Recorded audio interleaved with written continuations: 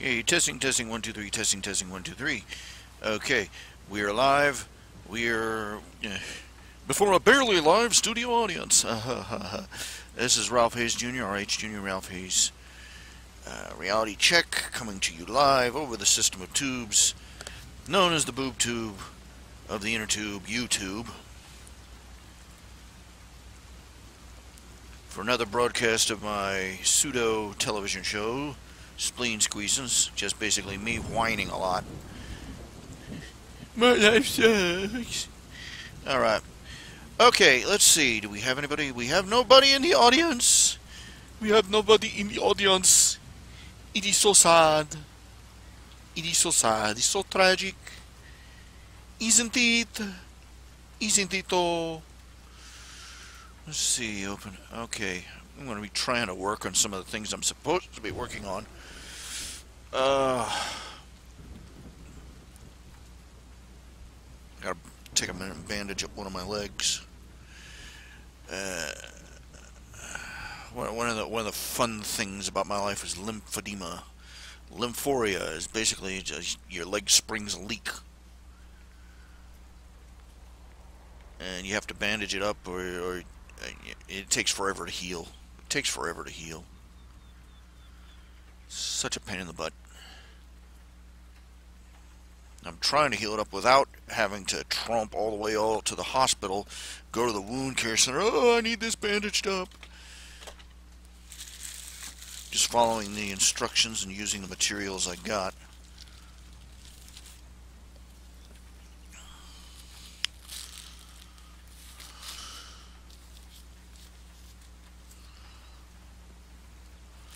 Now, let's see here. What do we got? I'm looking at the wrong window here. Okay, we got one whole person, and I'm not sure if that when it registers one person watching, I'm not sure if that isn't me. There's no way to tell.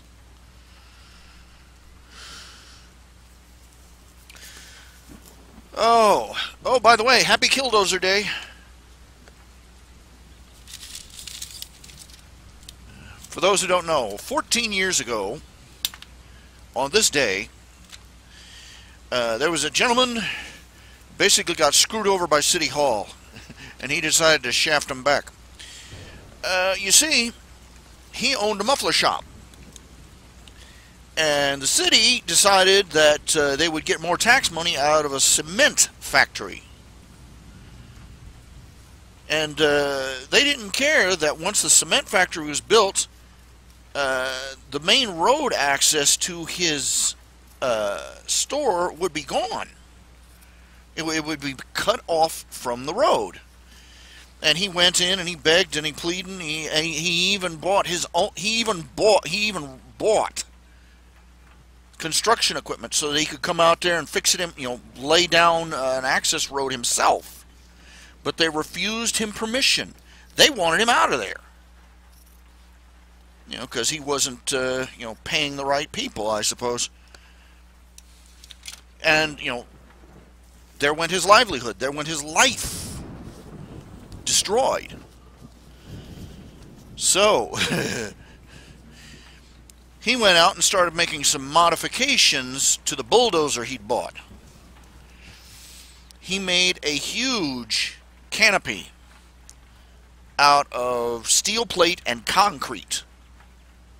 I mean, he took months doing this. He put cameras inside it so that he could see where he was going. He had gun slots, the whole 9 yards. He basically turned that thing into a steel and concrete tank. Then he climbed up inside it and lowered the cockpit down over top of him. It was just a big concrete hood. And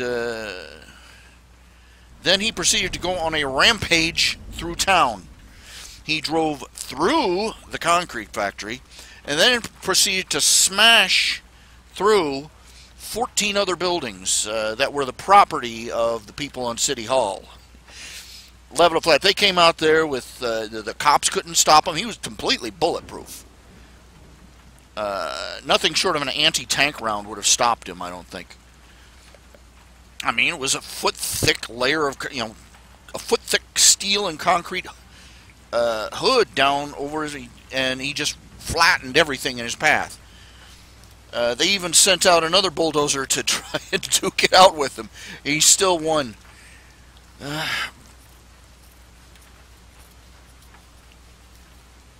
But he just tore through that town. And at the end of it all, though,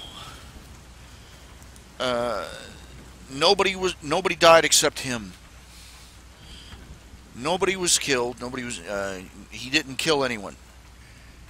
But he just devastated. When it was finally over, he finally ran out of gas. He took out a gun and shot himself.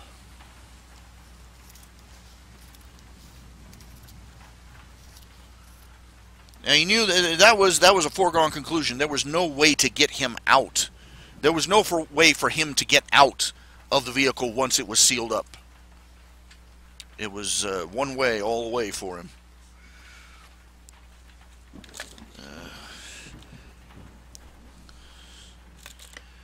What do you want to bet the sons of bitches who destroyed his life are still in office?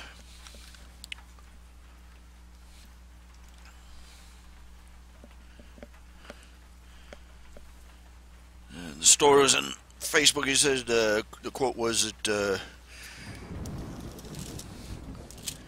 even a good and just and kind and decent man will seek revenge if justice cannot be obtained.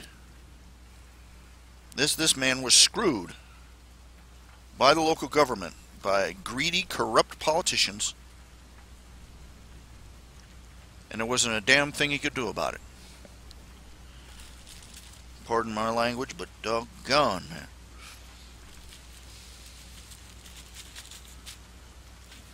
I wonder how many other cases like that are going to have to take place before we start seeing some reforms out there.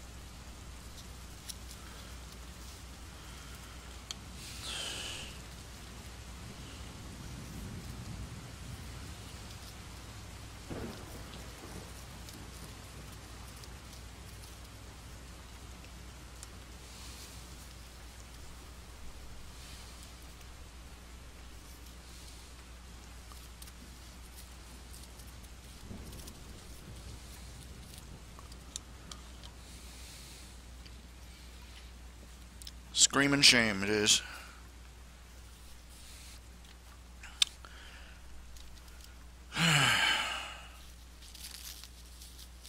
Everybody's still talking about Roseanne. Nobody cares. She's a nasty woman. They only care, suddenly they care about how nasty and how crude and how inconsistent, she's said offensive things before, like this. But they only cared when she announced she was going to, her character was going to be pro-Trump. She wasn't even saying she was going to be pro-Trump. She was saying her TV character was. And that was enough to just blow the fuse off of everybody. Goes to show you, pedophiles, molesters, rapists, murderers. Oh, they're fine. They're fine with that in Hollywood. Somebody who says a racially insensitive remark. They don't care about racist remarks. Who are they kidding? They don't care. We've seen it. We watch.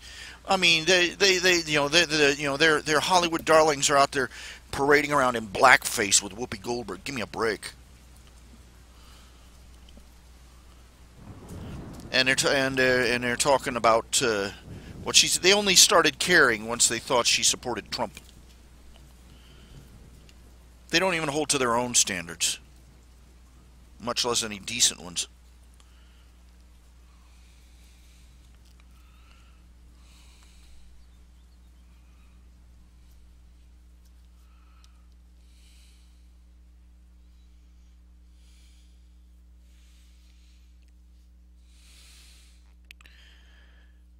Now, I don't know if you can hear my rain. Can you hear the rain in the background? I don't know if you can hear my rain. Can you hear the rain in the background?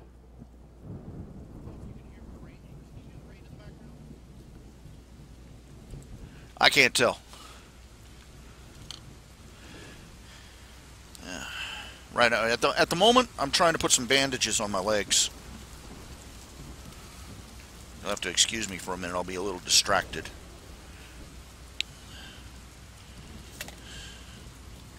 It's one of the consequences of my physical condition. I have to deal with this crap.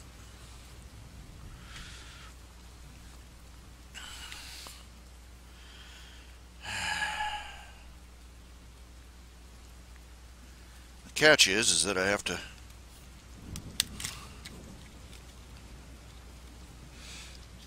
put a bandage on the back of my leg and on the front of my leg, and the bandages don't stick. They have to be wrapped. Which makes my life a little complicated.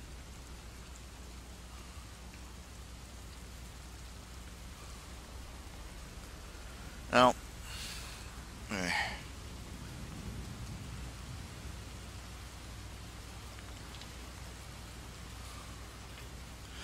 I've been spending way too much time on my fan fictions, particularly on work. You know, you've seen how I've been just cranking those things out.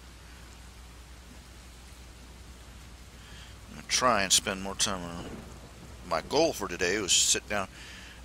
Once I woke up, was to sit down and work on my artwork. Get several commissions. I've got to put up a new. Let's see, I've got some old Victorian comics that are still due.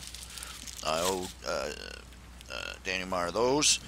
I've got to do a new desktop for the Patreon page.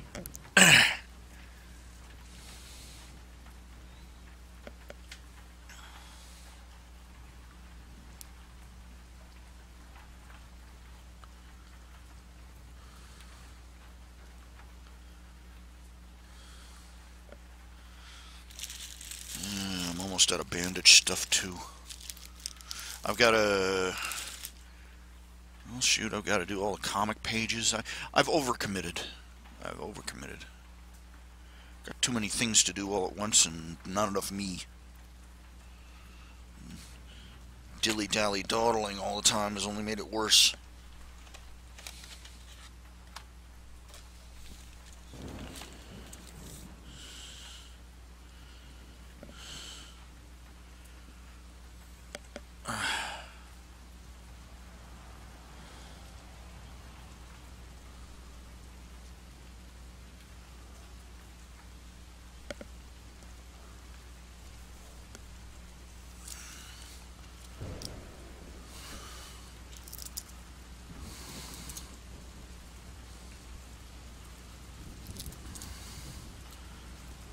I need 4 hands to put on these band-aids. Well, I really hope somebody tunes in, because I'm really tired of talking to myself.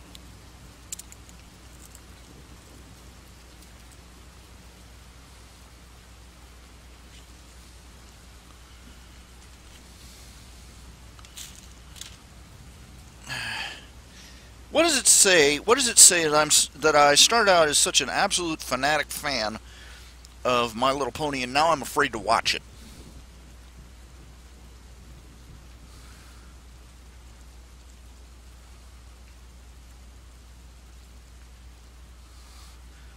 I think I'm just, at this point, I think I'm waiting for the other foot to drop. The other shoe to drop.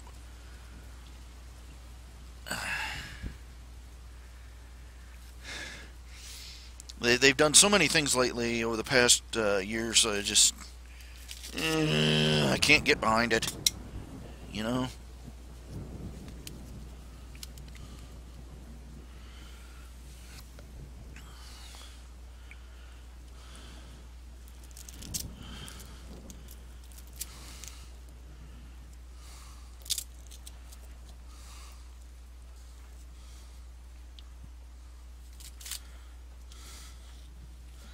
The developments I had been waiting for years turned out to be a colossal disappointment,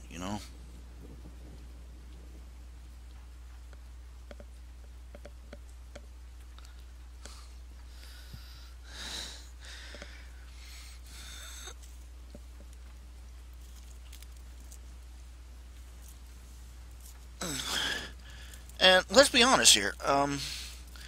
I've seen enough of the movie, bits and pieces of it, to know that what they're trying to do is take it back to formula. Go back to the Generation 1. That's why they threw in all these cat people and parrot people and all these other bizarre, ridiculous developments.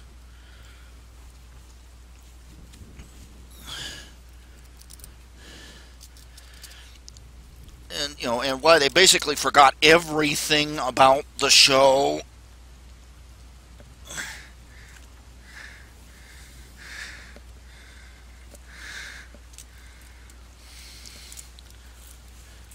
Like the guards.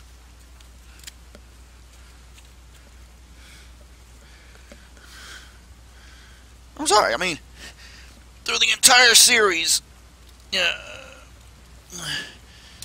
it's sort of been established that Celestia and Luna had an entire military station. Ouch. Stepping on stuff here. Stationed in Canterlot.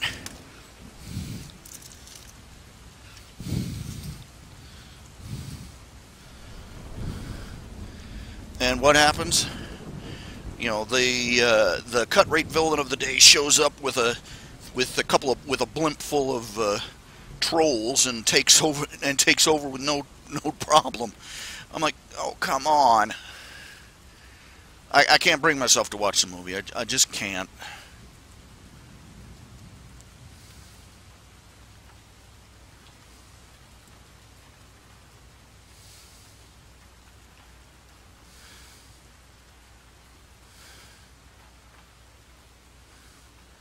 I got one guy here. For those of you who've been watching, I've been got a commenter here on the Warcrafter, my ongoing crossover between World of Warcraft and the online novel Worm, superhero.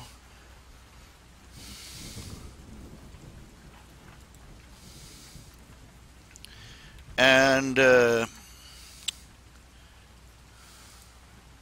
this guy's called Simeon Power, and he's complaining that the hero of the story is, quote, phoning it in.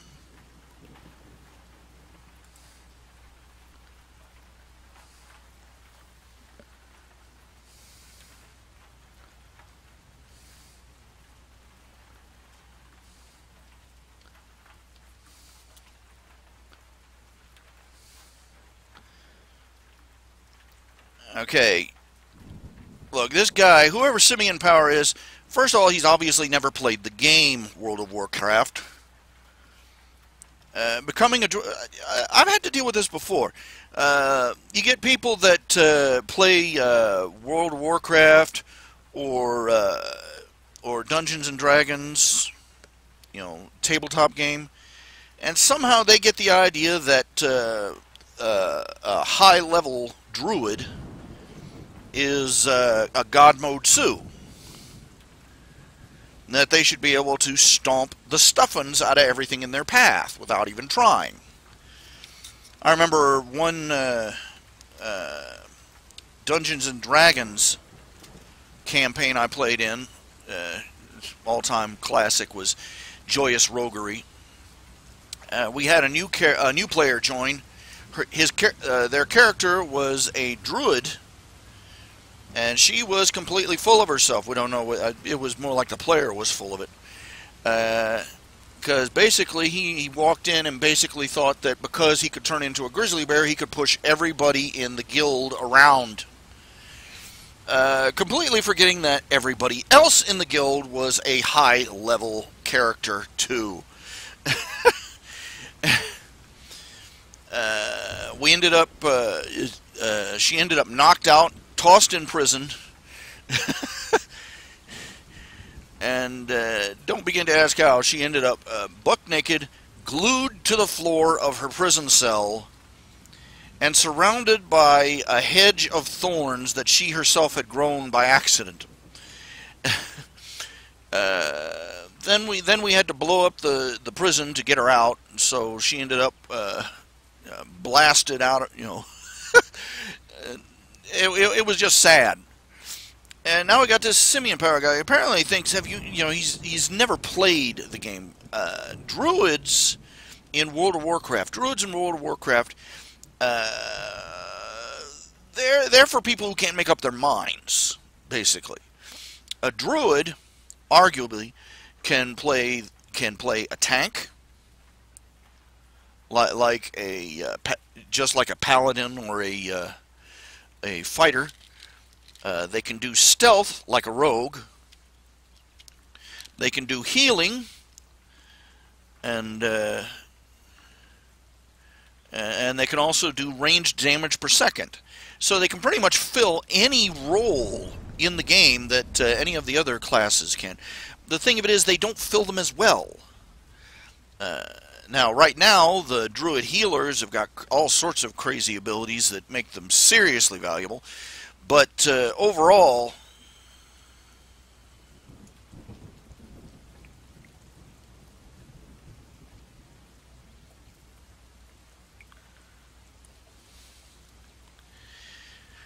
druids are not the omnipotent gods this guy apparently thinks they are.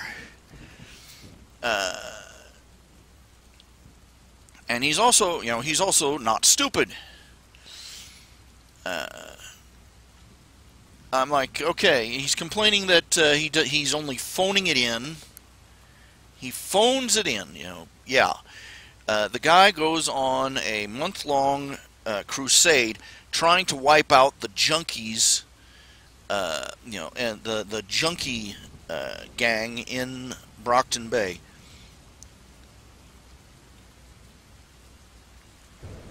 And he's out night after night, and it culminates in a huge battle between him, the entire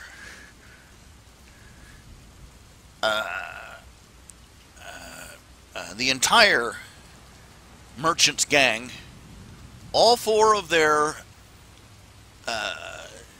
super-powered villain members, and all of them against him. And he nearly dies as a result. And it culminates with a street-to-street tank battle between him and Squealer, the vehicle tinker of the merchants.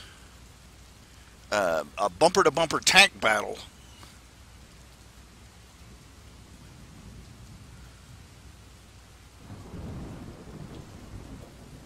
And this guy, oh, he's just phoning it in. What do you want him to do? Shoot cruise missiles out of his wang?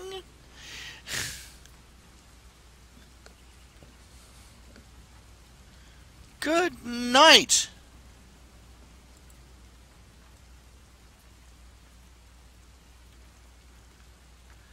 Yeah. The guy Simian Power, Bayleaf was scared of him. Anybody sensible would be scared of a guy who's on fire. He just he takes on the entire, just, yeah, it's, I don't know what to say to the guy. I'm like, what? If Bayleaf came into Brockton Bay and just cruised through everything, it would be a terrible story, for one thing. And it would be highly unusual. It would be highly irrational too, because he's got all these powers, but he's not nearly indestructible. And he's going toe to toe with a society that has been dealing with far more powerful villains for 20 or 30 years.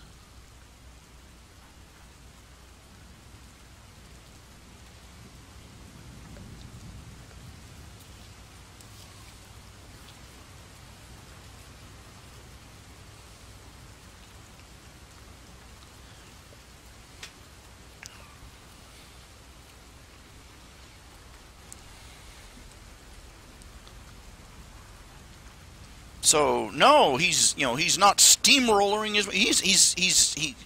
I've got one reader who's saying he's too powerful, that he's doing everything too easily, and I got another reader who's saying he's not powerful enough. I could dismiss that as, oh well, you can't please everybody, but that it kind of gets on my nerves. It bugs me. I'm not sure what they want. Not sure what they expect. Let's see here. Documents, commissions. Did the trolls. No, I did the otter troll. Troll otter.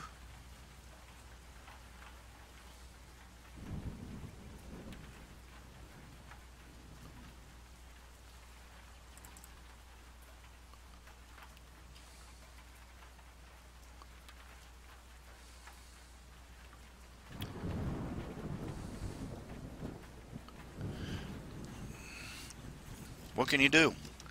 I mean,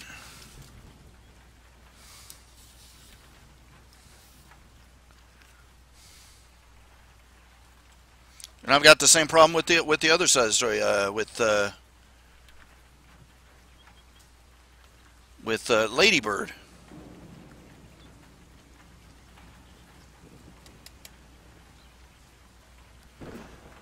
Darn it, stupid program.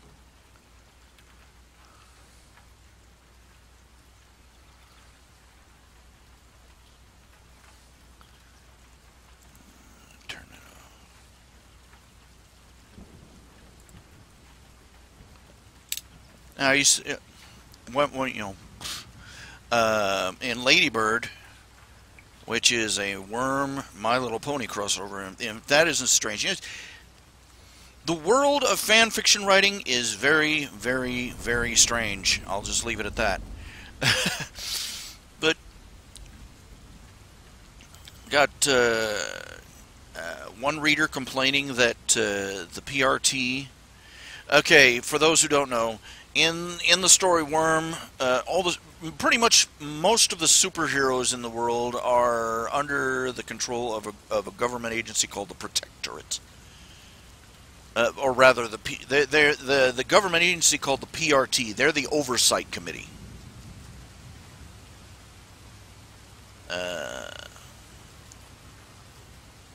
The Protectorate is basically a franchise Justice League, and the PRT is their government oversight committee.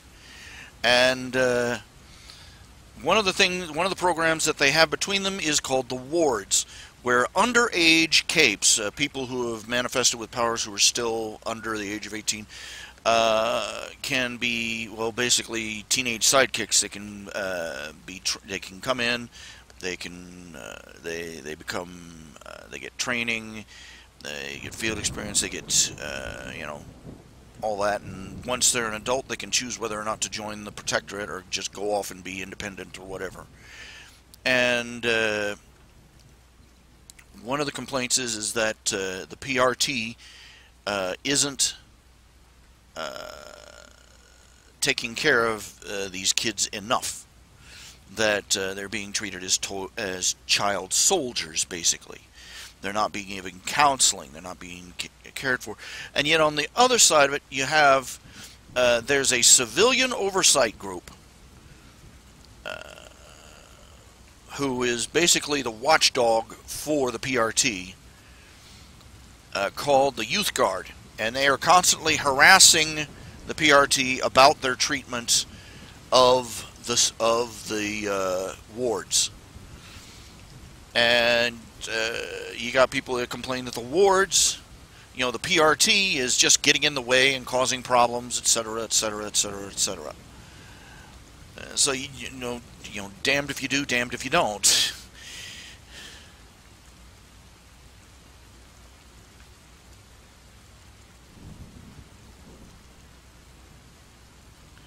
That's one of my points I was making also.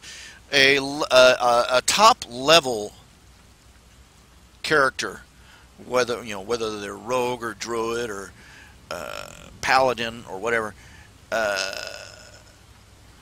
if you watch again, you know, they're not, you know, there's a reason that even at level 120, you still have to have an entire raid party to take out some of these bosses. They're not that powerful.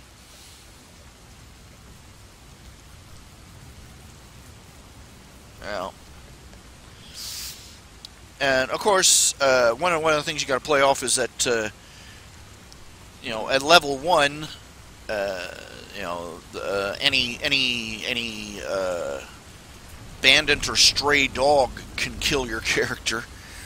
And in fact, most of the early missions are where you have to deal with these really, really low-level enemies. But then you scale up, and the problem is the villains scale up too. So make of that what you will.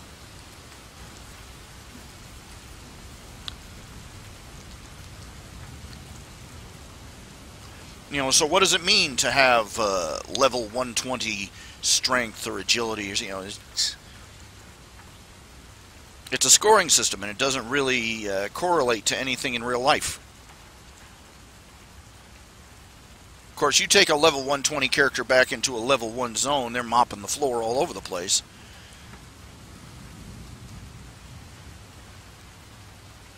So, what are you going to make them? Quick question, can you hear the rain in the background? Do you hear rain in the background while I'm talking? You're supposed to be, but I don't know.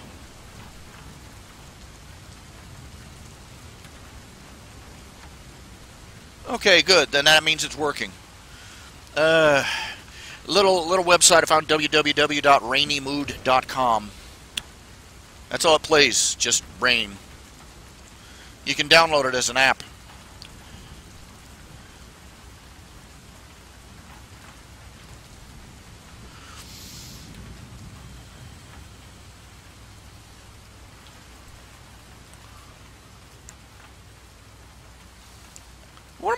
What am I supposed to do with these guys? What am I supposed to tell these guys? They you know, they don't think that you know, they don't think that Warcrafter is you know, kicking enough butt, and then you got others that say he's walking it in, and I don't know what am I supposed to say here. He's got some crazy advantages which he's been leveraging for all he's worth.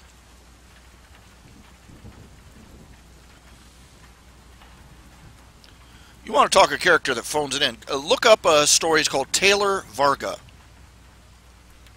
Taylor Varga. Taylorvarga.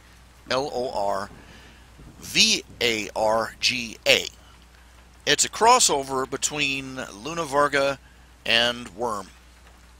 Well, basically, Taylor wakes up, you know, in the locker with the powers of the Varga from Luna Varga. You have to read it. As you know, I could spend hours just trying to explain the premise. Basically, well, let me put it this way: it means she can turn into a 400-foot-high monster capable of eradicating entire islands with a single blast of her matter-destroying voice breath. And it's crazy over the top. It's hysterical. It's excellent.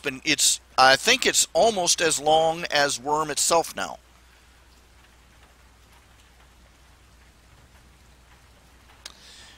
It's a load of fun to read, but basically she is so crazy powerful. She's right off the scales, you know, even when she's in her smallest, most normal form,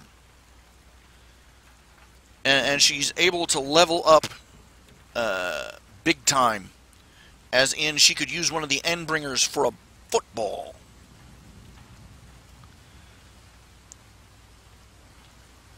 And one of the running gags in the story is that the instant she manifested her powers, all the Endbringers on the planet, you know, there are 3 different Endbringers, these terrible, you know, all-destroying monsters, they literally fled in every direction. The Simurgh fled out past lunar orbit. The Behemoth burrowed straight down to the Earth's core and hasn't moved since. And every time Taylor moves anywhere, the Leviathan swims like a bat out of hell until he makes sure that he has literally got the entire planet between herself and him. But it's you know, I'm sure it, you know, if overpowered heroes it's ridiculously overpowered hero in this story, Taylor Varga, but it is hilarious to read and it is loads of fun. Now, I can't recommend it enough. And the thing of it is that every, you know, she meets up, you know, she makes friends with Amy, Panacea, she makes friends with Tattletale, and every hero, she makes friends with Uber and Leet, and basically every person she, you know, and they start going off the rails with their own powers. It's great. I look forward to a new chapter every day. I'm rereading the archives right now because I enjoyed it that much.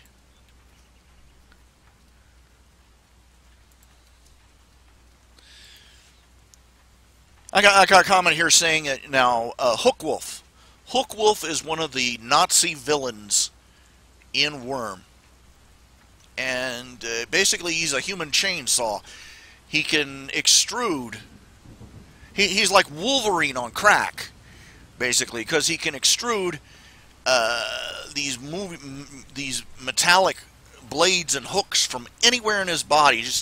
He turns into a ball of threshing metal. He's like a blender without a container. And he can just shred his way through anything, right? Terrifying villain to deal with. And in the Warcrafter, Theo,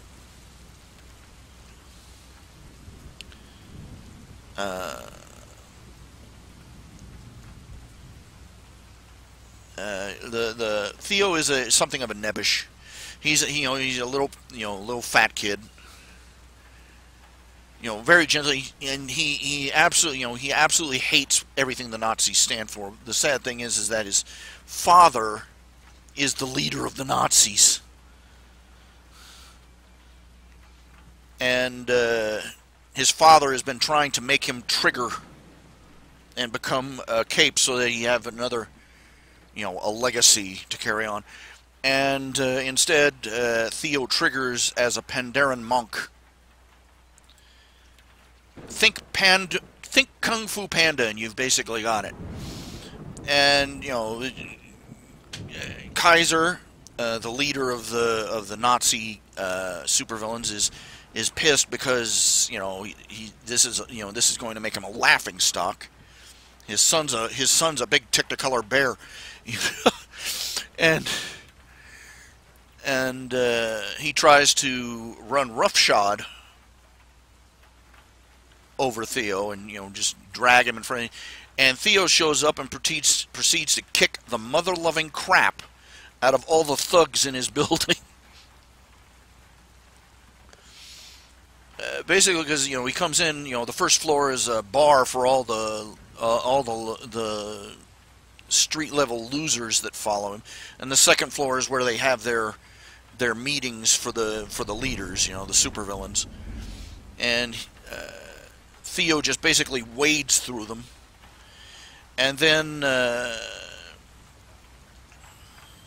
Hookwolf steps up and, you know, all arrogant and confident, and Theo hits him with a bolt of jade lightning. Need to remind you that Hookwolf's body is almost entirely metal.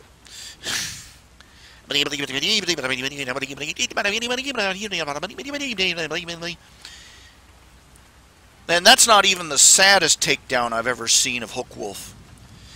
There was another one where this new guy, this new guy is a hero from another universe. You know, he's super genius, you know, and you know, a tactical genius, and he shows up in the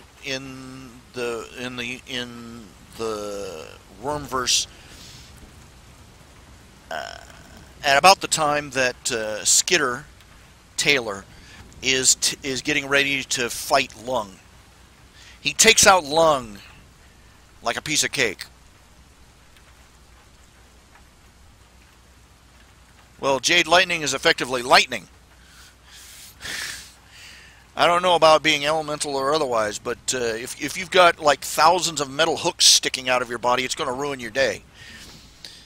Well, anyway, this new protagonist in this other story, he shows up. Hookwolf shows up at one point, and the guy takes one look at Hookwolf, walks into a hardware store, walks back out with a huge roll of duct tape, and he says, "Hookwolf,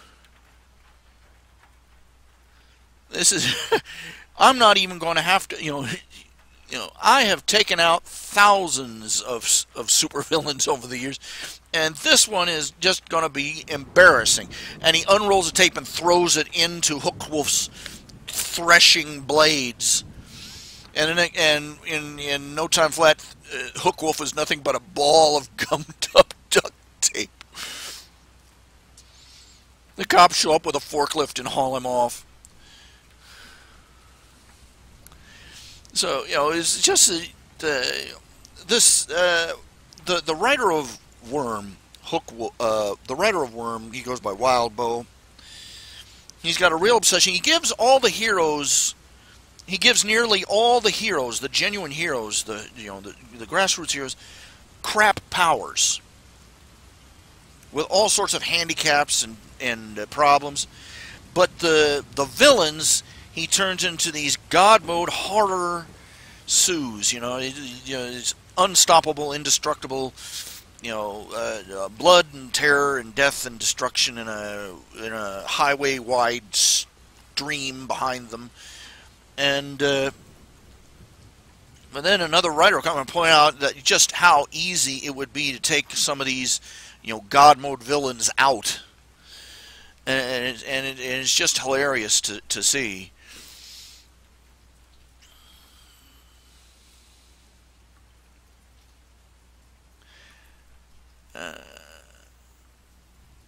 One of the more upbeat ones I read is oh, I can't remember the name of it, but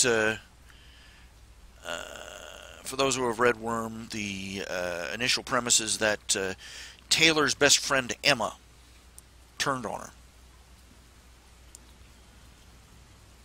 Started being best friends with the worst bully in the school. And Emma, Madison, and Sophia took it upon themselves to torment and make Taylor's life an absolute living hell. That's the original canon. In this other story, though, a single glance in a different direction changed the whole premise. You see, because what had set Emma off is that her and her father had been carjacked by some gangsters in the original canon, and they had dragged her out of the car, and they were joking about whether to cut off her nose, pluck out an eye, cut off an ear, and she panicked and fought back, and Sophia, Shadow Stalker, showed up and saved her. Now, in this other story, the same thing happened, except at the last second, Emma looked in a different direction. And she saw Shadow Stalker crouching in the shadows in her intangible form, watching what was going on. See, because Shadow Stalker, Sophia, has this, you know, she's messed up mentally. And she's got this whole predator-prey outlook on life. She's a predator, everybody else is prey. And the only people who deserve any help are the people who fight back. And everybody else is prey. You know, she's a real psycho. And she was standing there. Instead of rescuing Emma, she was sitting there watching to see if Emma would fight back. And this flipped Emma out. She realized that the supposed hero was staying there watching to see if she was going to be mutilated. And so she triggered.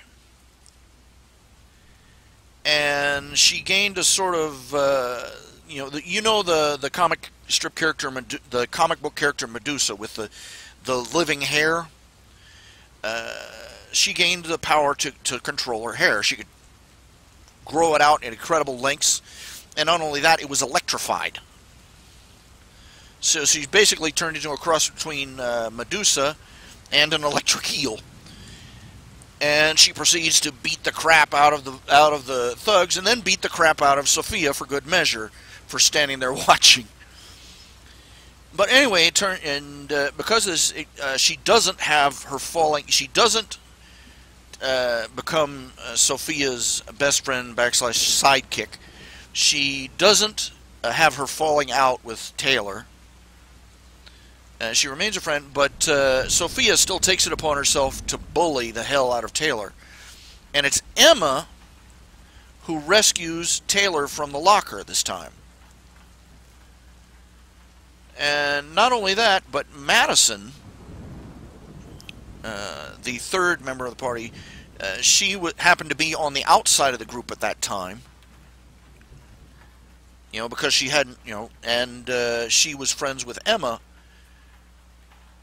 And when she saw what Sophia had done to Taylor, she turned completely, Madison turned against her too.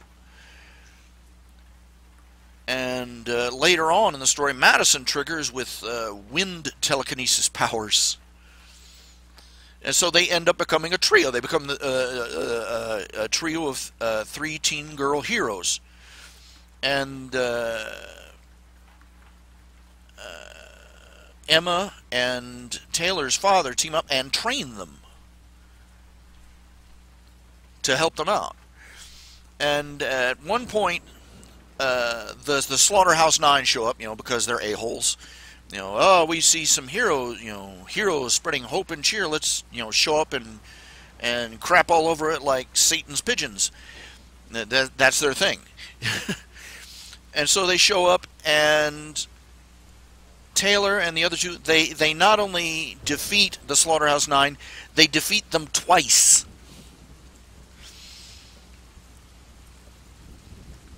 At one point, they use the villain Mannequin as a surfboard and go surfing through the halls of their school.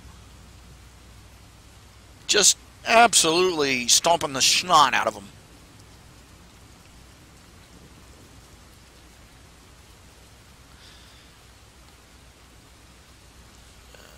Yeah.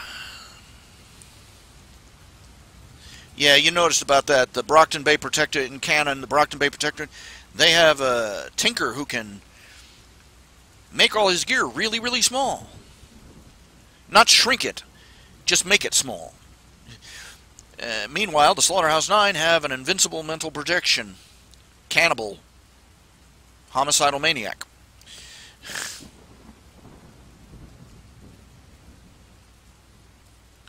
Well, presumably Mannequin's immune to lightning. The Mannequin was originally a hero called Sphere. He was a tinker. He was his specialty was designing biospheres.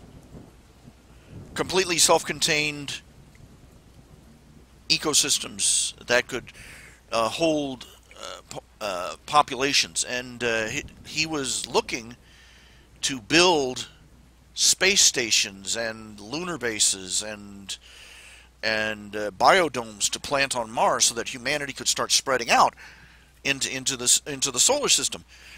And then the Simurgh, one of the Endbringers, showed up, and her psychic scream drove him insane, as well as killing his family.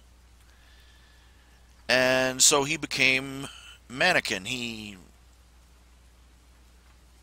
basically put his internal organs inside one of these self-contained spheres. His body is basically a bunch of these spheres connected by cables. And he turned into one of the Slaughterhouse 9, a killing machine. Anytime he finds out about a tinker who is trying to make... Anytime he found out about a tinker anywhere who is trying to make the world a better place, he would show up and kill them. Well, probably, can it withstand an enchanted Azeroth sniper rifle? He's held up to a lot, but submitted for you that in Taylor Varga, he got taken out by a fuel air bomb, and then plinked by snipers until he was too full of holes to survive.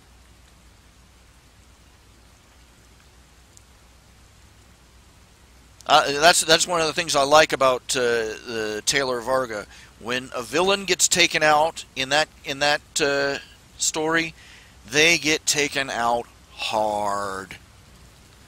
Because in Taylor Varga, the Slaughterhouse 9, they're tooling around in an RV, in a bus, traveling around the plains states. Just finding little towns in the middle of nowhere and slaughtering their way through them. Why? Why? Because that's what they do. They just for giggles. And just doing absolutely horrible, horror movie level stuff. And one town they wiped out. One little town they wiped out. There was a man who was out. There was a man who was out of town at the time. He got back home just after they left. Found what was left of his wife and his little 5-year-old boy, and he didn't trigger. He just took them out. He went out. He found a couple of Back Hills survivalist friends of his. They managed to scavenge and salvage every bit of explosives you could imagine. All the explosives. Demolition charges, dynamite, fuel oil. The fertilizer fuel oil mix. The whole 9 yards. And they laid a booby trap down one of the roads that they knew the Slaughterhouse 9 was driving. They planted enough explosives to lift the Statue of Liberty into orbit under a 100-foot section of road.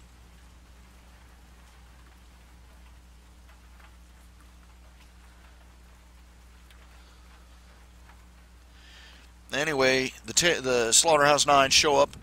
The guy is sitting there on a chair in the middle of the road. Drunk off his ass too, because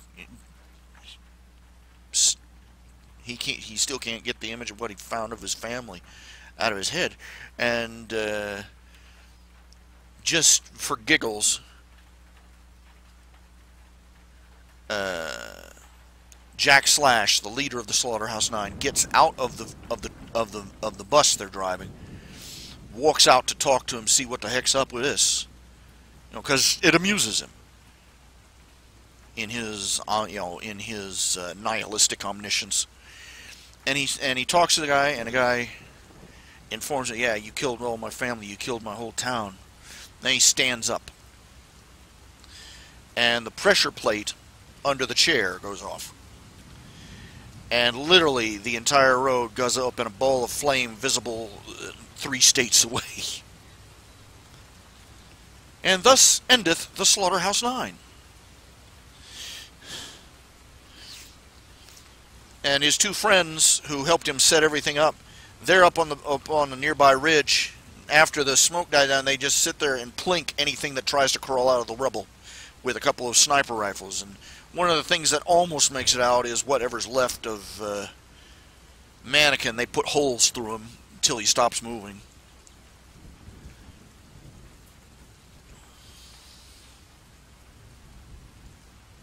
Yeah, Crawler gets away. But the Slaughterhouse 9 is now the Slaughterhouse 1. And Crawler is basically a brainless pain junkie. So he's not going to be forming a new Slaughterhouse 9 anytime soon. I get the feeling he's going to show up in Brockton Bay eventually. There's another one. It's called there's another fanfiction. It's called It Gets Worse, where Taylor, she manifests the power of luck.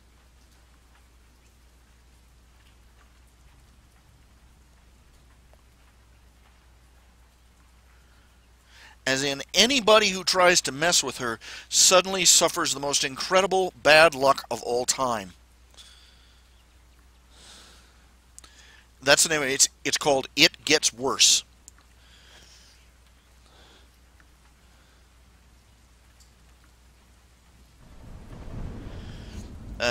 Sophia, Emma, and Madison try to pick on her while she's in the bathroom. You know, they were playing. You know, one of them was going to hold the door shut, and the other two were going to dump their sodas over the top of the bathroom stall wall on top of her. This happens in canon too, but this time they slip.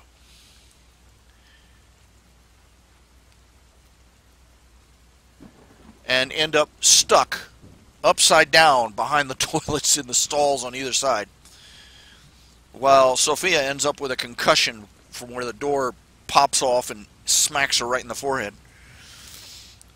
Sophia tries to bribe a bunch of guys into chasing down Taylor and duct taping her to a telephone pole. They trip. And she and all 5 of the guys end up tangled up together in a huge ball of duct tape. The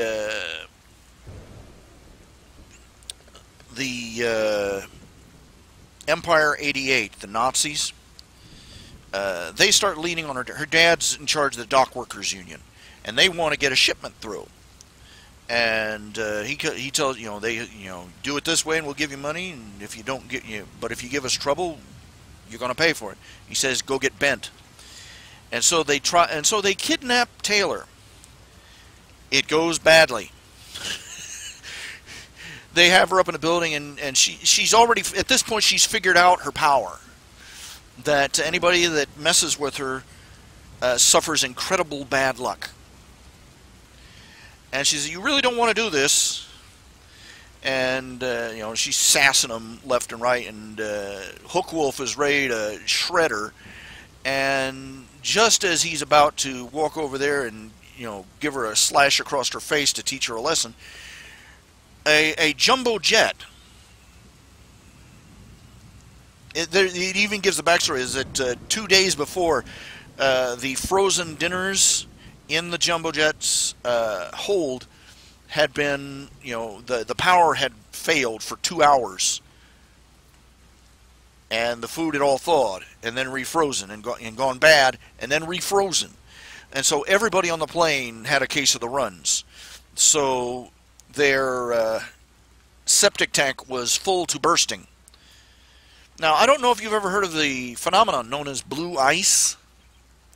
This happens sometimes. Some of the older planes, they'll get a leak. The valve for draining the septic tank will get a leak at high altitude,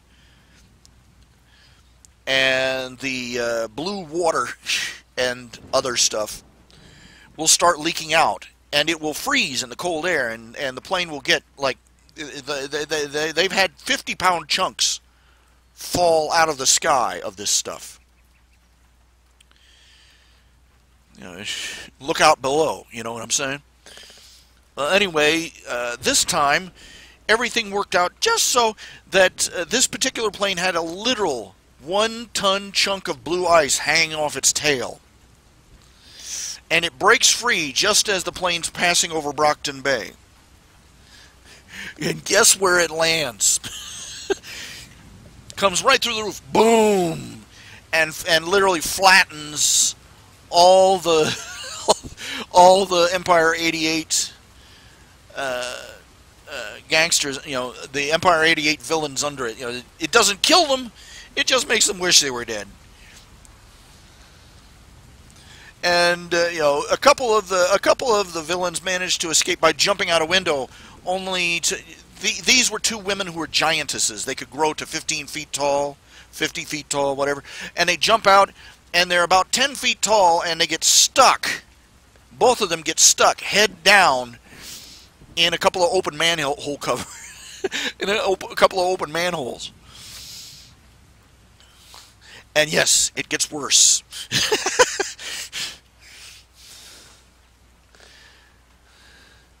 One of the villains manages to pull herself out of the out of the mess, and Taylor and the guy that kidnapped her, she says, I'm going to need a ride home. And he's like, uh-huh.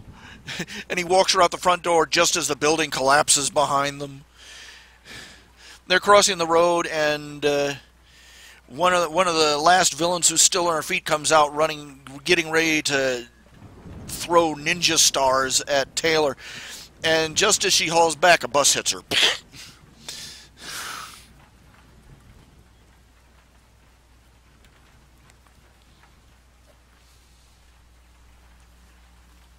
Meanwhile, Sophia, as Shadow Stalker, Sophia decides that she's going to frame Taylor. She figures out that Taylor has some sort of weird power, but she figures she's not concerned about it. She's wanting to get even with Taylor for lucking out on her so much. Crazy girl, and so she tries to frame her as a master. In this setting, there are two kinds of powers that scare the absolute raving crap out of people. Master powers, which enable you to control other things or other people. Literal mind control in some cases. And stranger powers, which enable you to do things like turn invisible or otherwise become undetectable. And those two power sets, set off if you even suggest somebody has those powers, it sets off all sorts of paranoid reactionary behavior in the PRT, as in they lock you up and test you for days to make sure that you're not really a master and that you haven't mind controlled anyone, and well, you know how that goes. Well, anyway, she goes in, every time she tries to tell the director, she tries to say it, the phone rings. She tries to say it again, an urgent email comes through. She tries to write it down. The pencil she's holding snaps, just crumbles. She picks up and at about the fourth letter she tries to write, Director Pico is just staring at her. The director picks up a pen, her favorite pen, his commemorative pen, real well built. He hands it to Sophia. Sophia starts writing, and the thing falls apart in her hands. And Sophia's flipping out at this point, and the director gets another call, and she turns away.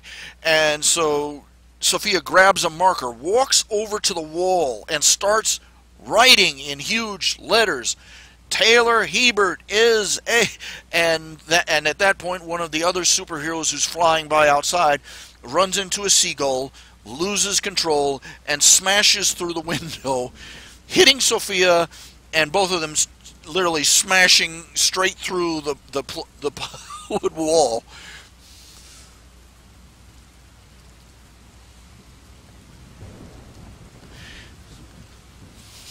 And she ends up in the hospital ward with a concussion. At another point, Coyle starts plotting on how to control her and how to use her, and her power reacts badly. He's already split his timeline. In one timeline, he's in his secret lair, and everything goes wrong at once. This is an underground lair, and he turns around, and suddenly it starts flooding.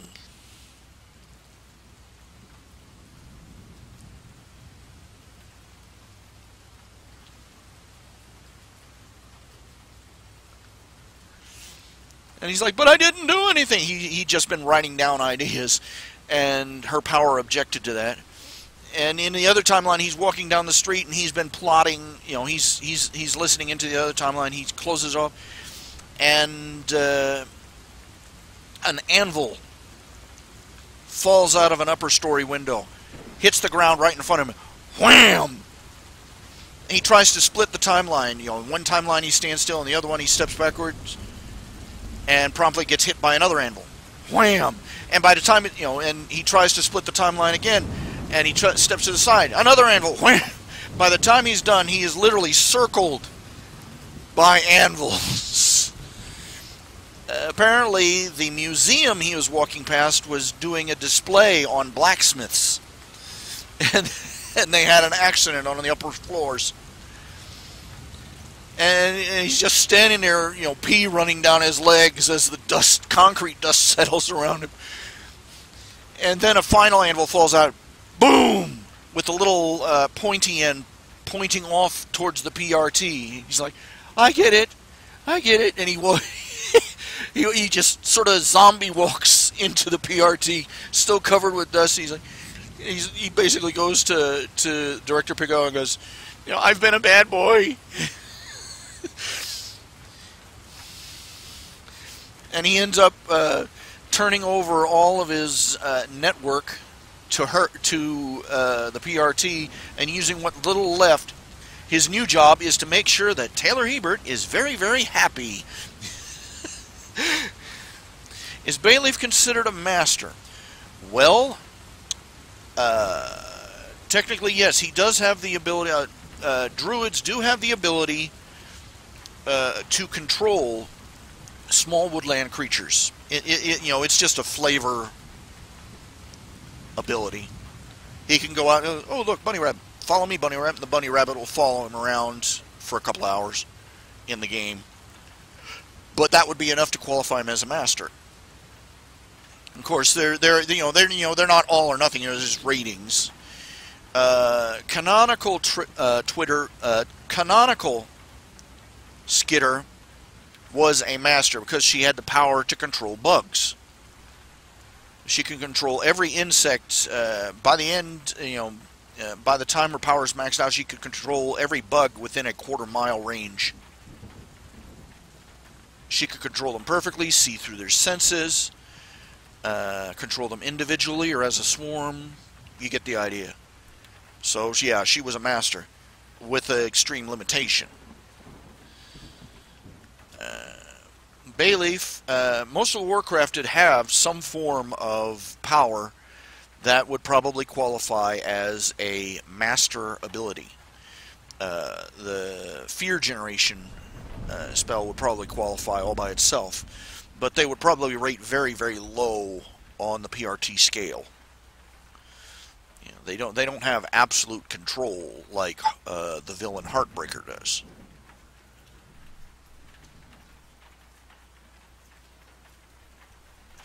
Anyway, in his story, the story title is "It Gets Worse." It's a fan fiction of Worm.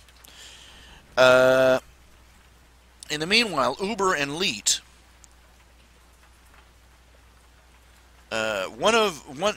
for those who don't know, Uber and Leet are video game. They're low-key villains.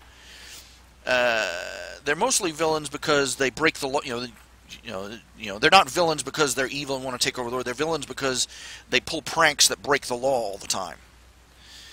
And their thing is their motif is they want to promote video games as art and culture, and so they go out and commit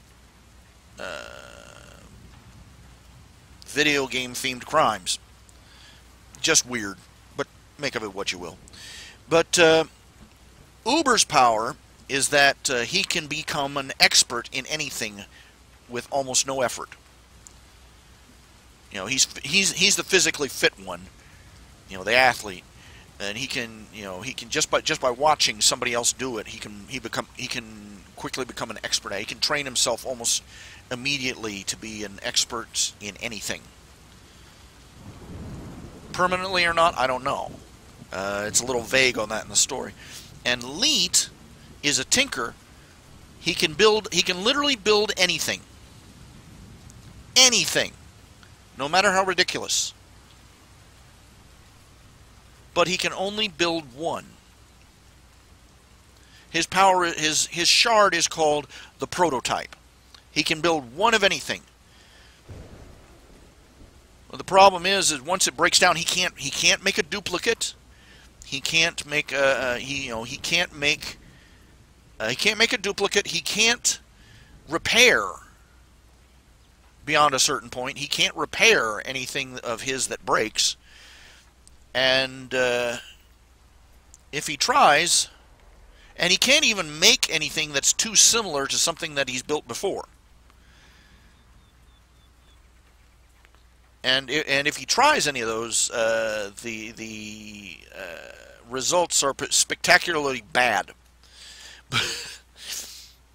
But he is capable of making incredible things. So he and his partner, one of the things he builds is a weird-ometer.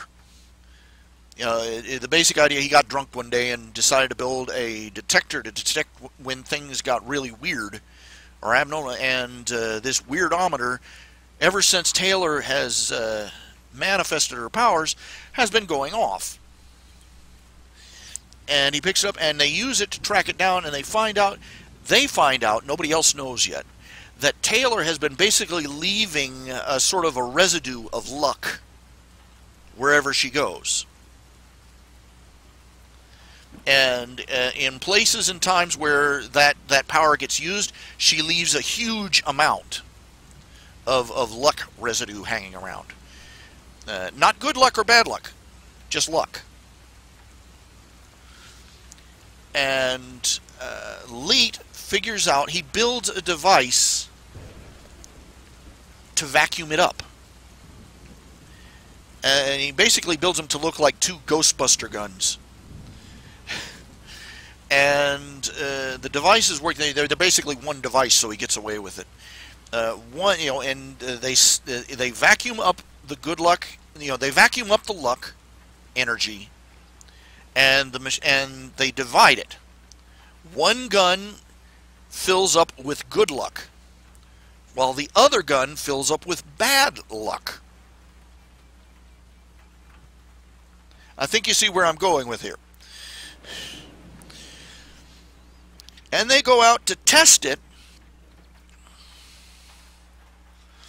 And first off, they accidentally hit Leet with the... Basically, this all got started when Leet's weird-ometer discharged a huge amount of good luck into Leet. And Leet has been the unluckiest tinker ever in Worm all this time.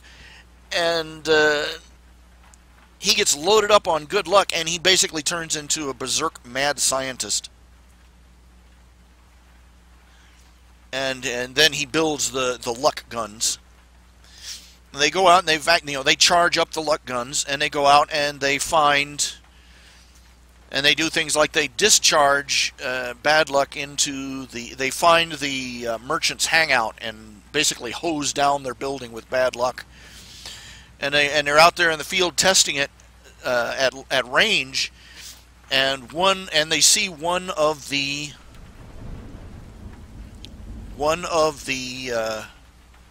Slaughterhouse 9, Shatterbird, closing in from the distance.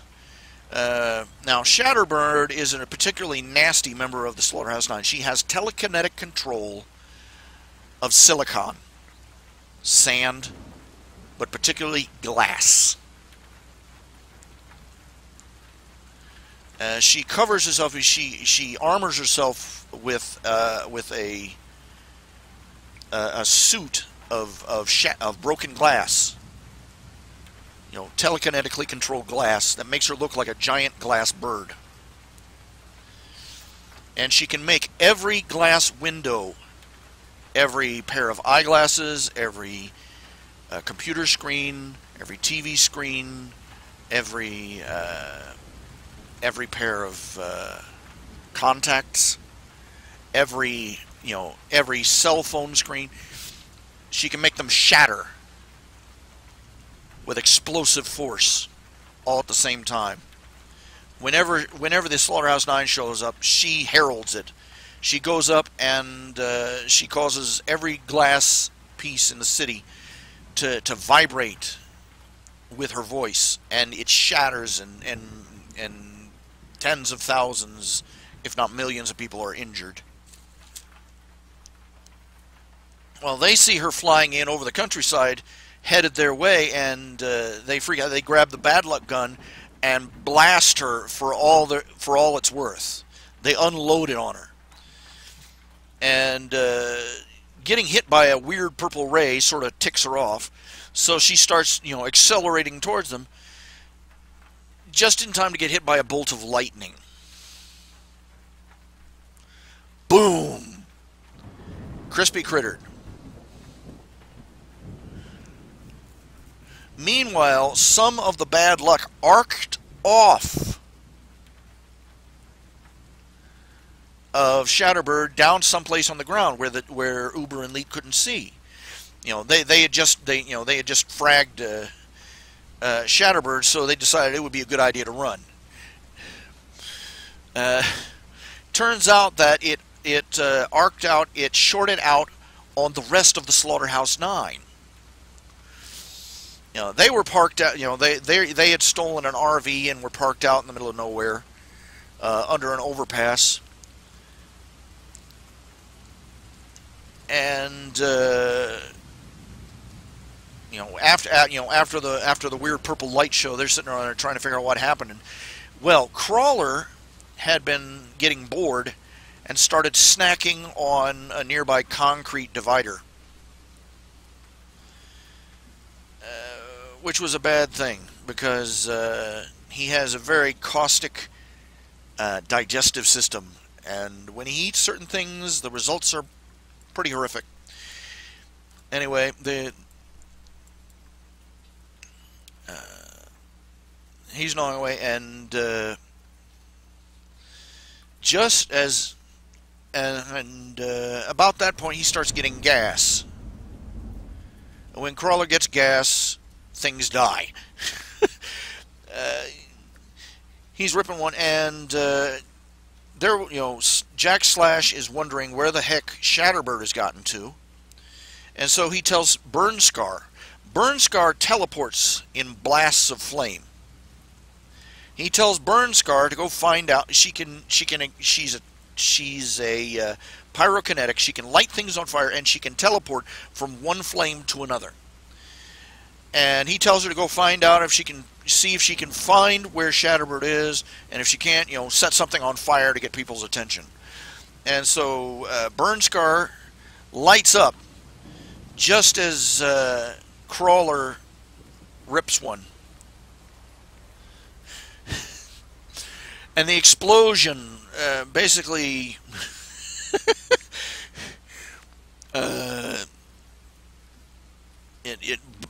as far as they can tell, it's blown Burnscar to Kingdom Come. It sends Crawler and Hatchetface flying off in different directions, and it burns all the skin off of Jack Slash. He wakes up. Bonesaw is working on him, patching together his skin again. He's like, "What happened?" She's like, "Crawler farted." Well, you get the idea. It's an hilarious story, and I've been watching it. And the most recent chapter, Uber and Leet accidentally take out the Siberian. They've been running around dressed up as Ghostbusters. They even have a Ghostbuster trap. What the trap exactly does, we're not sure. But by sheer instinct, they saw the Siberian charging down an alleyway at them. They throw the trap at her, and it vacuums her up, cutting off Manton from his power.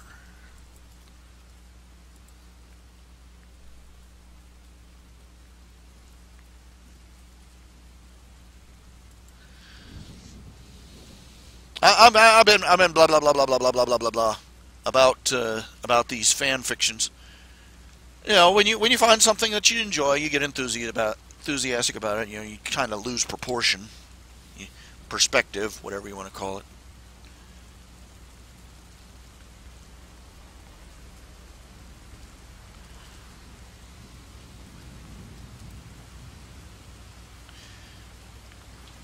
No, actually, Bayleaf would be considered a master a very low-level master because he can control, like I said, he can control small animals.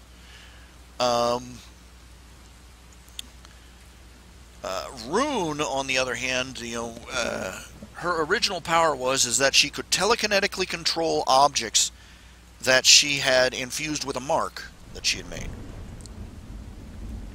She was which qualified her as a striker, a telekinetic striker. She'd touch an object, mark it, so to speak, and it would, and she would be able to control it. She could lift things the size of a bus. She could lift several tons of stuff at the same time, control it, up to 5 or 6 different things simultaneously. She was usually the transportation. She'd rip up a section of sidewalk, and the other villains would ride on it.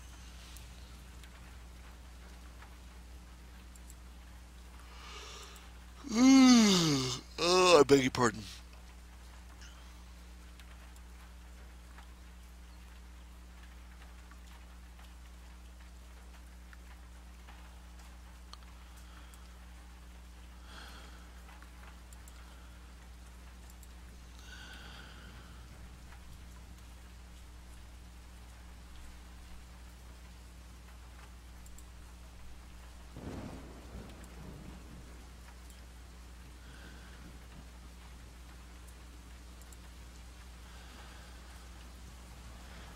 No.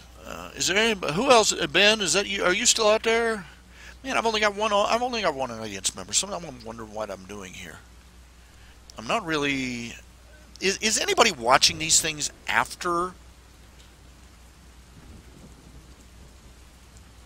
I must be getting something because I'm getting copyright claims again. You know what that's coming from, and it's obvious. It's obvious that they're copyright spammers. I forget what the name of the company was that was trying to claim a copyright against me, and it's fraud. It was obvious fraud, but YouTube and Google can't bother to do their jobs.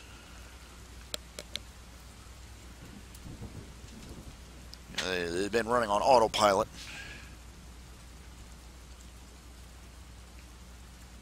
I gotta say, this live stream, now that I figured out open broadcaster software is working great. The stream health has been excellent. Stream health is excellent. Man, what the heck is wrong with Minicam? That's my question. Why would they make such a crap program? And each generation they make it worse. They ought to be ashamed of themselves.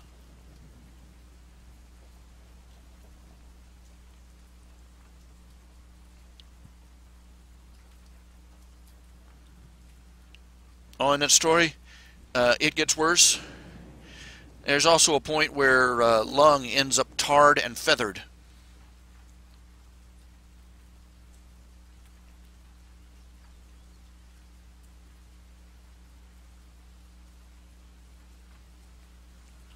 The chain of events that leads. This is the interesting thing about this story is that it doesn't just drop things out of the blue. It goes back and tells you exactly how everything got set up. And it is just as hilarious and just as fun to read about how this confluence of events got set up as it is to see the final result. It's absolutely hilarious.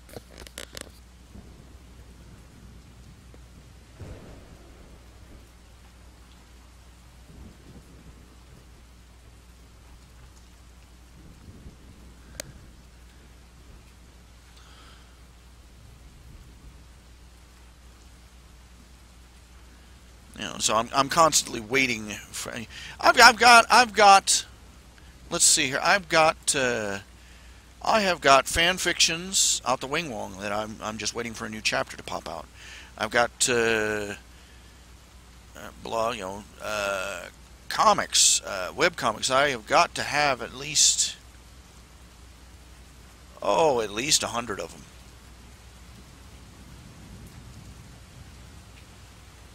Well, not that many. Maybe 50.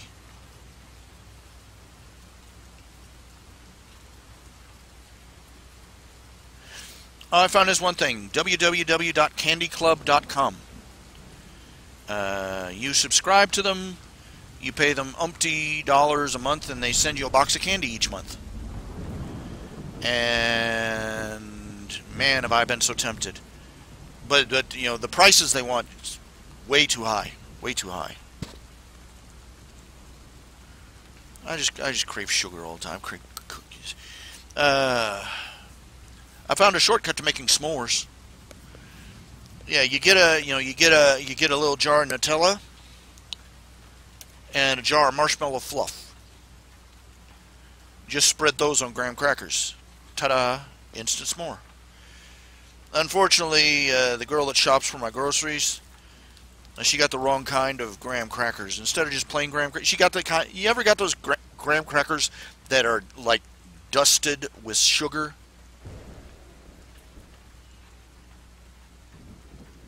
Meh. I'm sorry, graham crackers should not be, have a crackly layer of sugar on top. It just doesn't work. Especially not when you're making a s'more. Too much sugar. You know you're getting old when you hear, oh, sugar on top of a graham cracker doesn't sound good. You're old when cookie dough doesn't taste good anymore. You know.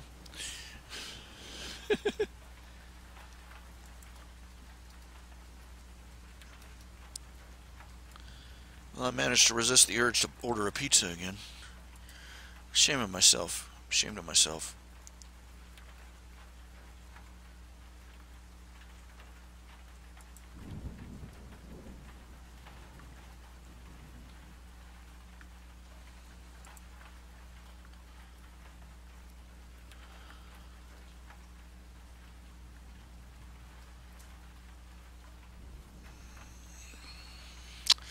Yeah, I gotta say it, canonically, World of Warcraft, gear is everything. Gear is the game.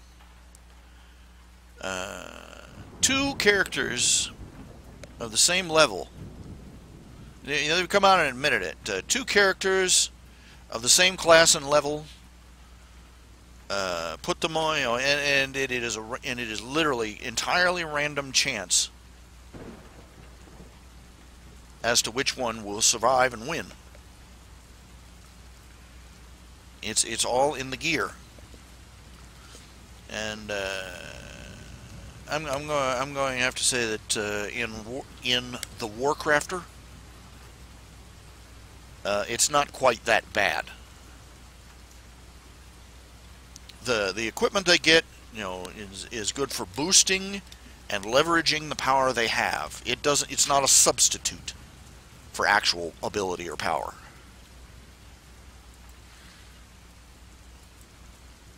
I'm going to have to, emphasize that in the writing.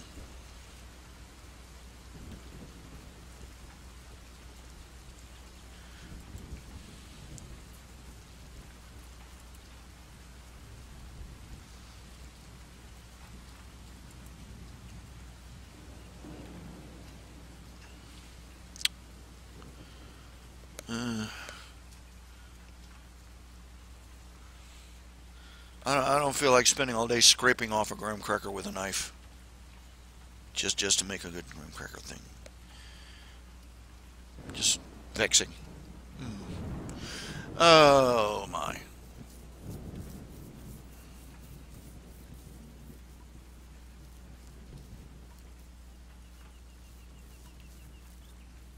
I feel funky.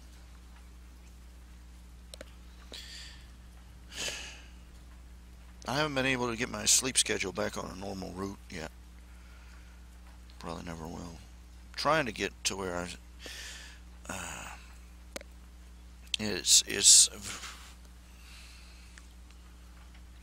an ordeal getting in and out of bed.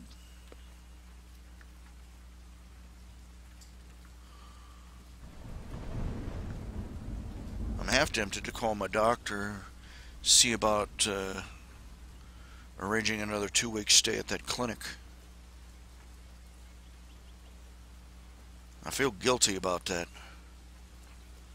even though it's necessary because of my circumstances. I feel guilty about that. Lying on my back in a clinic while my insurance pays for it all.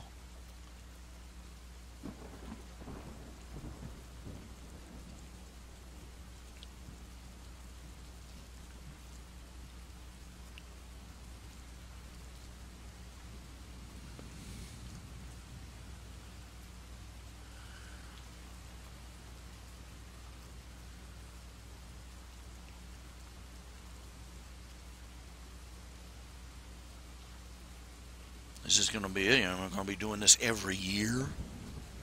Might have to.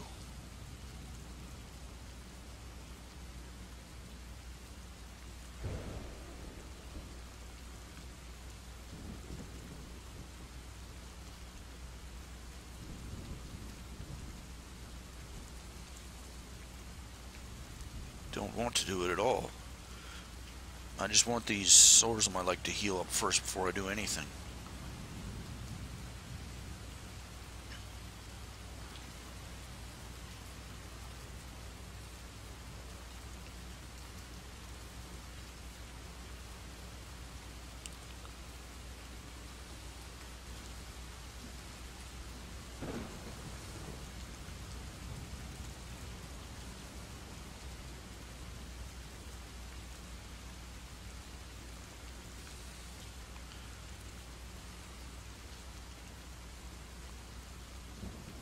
Just aggravated at not getting anything done. Aggravated at myself. Always, I'll wake up and try and just get myself to do something. Now,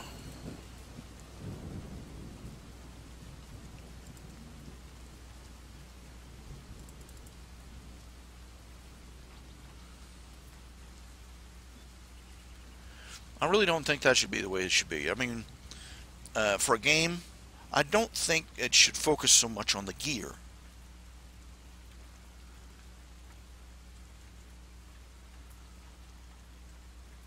For storytelling purposes, I think that it should focus more on the character development.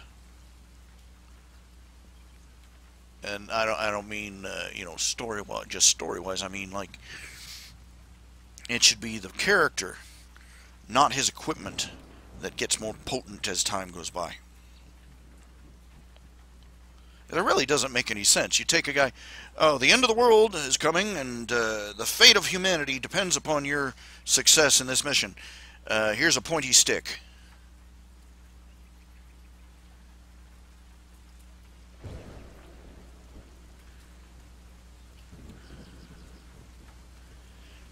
Back when games were like 8-bit, you could get away with that kind of storytelling. Because it really wasn't much of a story to begin with. It really wasn't much of a game to begin with.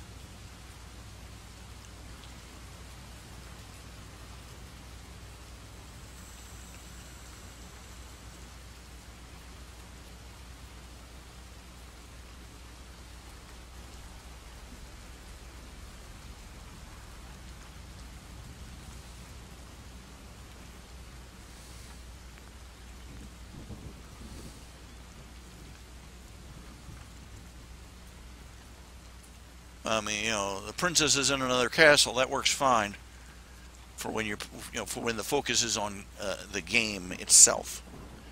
But more and more, video games have been about making a story and having the character follow along the plot.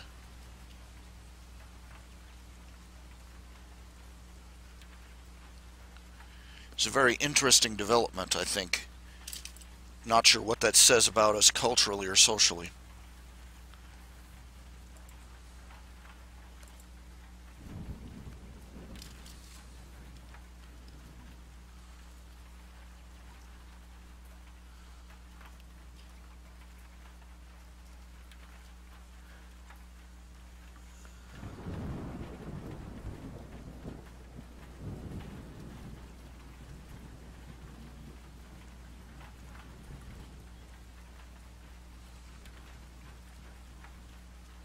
Well, you think about it. I mean, originally a game was about playing the game. You weren't trying to develop a, when you played checkers or chess, when you played chess, you weren't trying to write a story about a battle between two kingdoms. If you follow what I'm saying.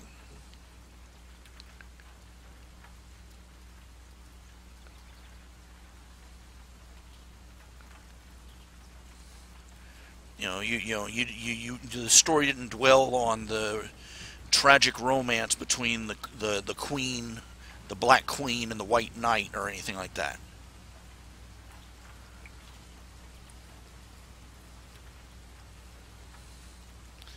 And so it didn't matter. So it didn't really matter if it didn't make sense that the knight could only move in L shapes, or that the queen was the most powerful character on the board rather than the least.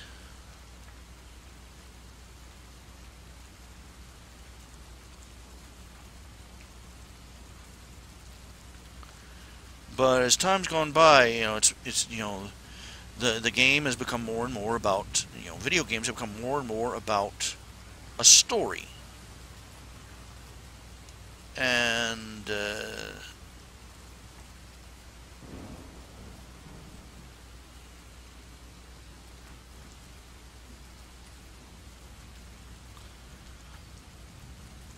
And as time has gone by, the player has had less and less influence on how the story goes. That's one thing that strikes me. Is I'm yet to see anything. I've not yet seen anything outside of desktop or tabletop games like now Dungeons and Dragons or any other role-playing game. Pencil and paper role-playing game. Those you can make the story up as you go. You can actually be the hero of the story and set your own course. But anything else, any kind of video game, it's still linear.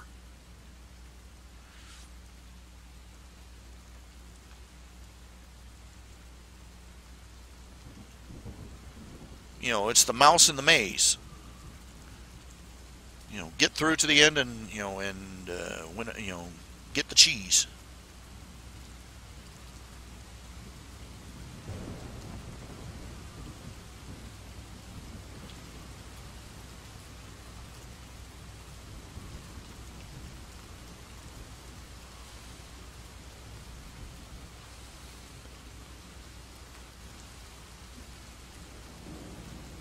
And they try to disguise it. They'll throw in, this is the good ending, this is the bad ending, kind of things. But you're not really fooled, because that's just two possibilities, and none of the others considered.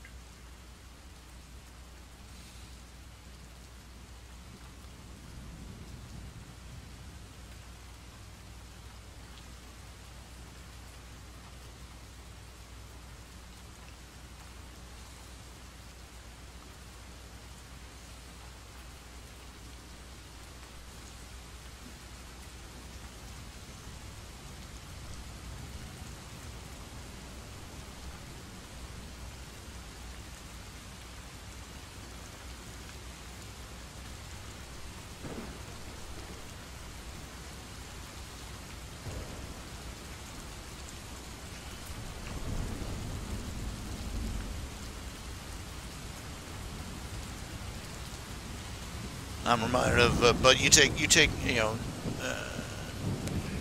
they're trying to incorporate the storytelling of a role-playing game into the gameplay of a video game, and it's only meat and half. It's not exactly meat and halfway. You can only write so many endings for a story, and when you're playing a video game, the endings are preset, no matter how well or how poorly you do.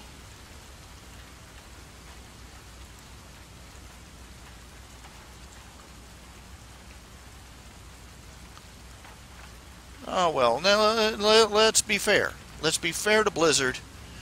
They're not a scam. Everybody knows, it's a scam when they're not telling you what they're doing. Everybody knows what's going on here. They're here. They're in the game to make the money.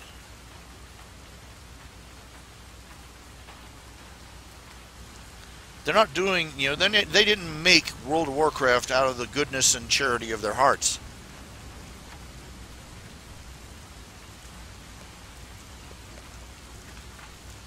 So long as they are entertained, so long as the people are entertained who pay to get in and play, then what they do is fair and legitimate. It's only when they stop pleasing their customer base and start ignoring them, that's when things start getting hurt.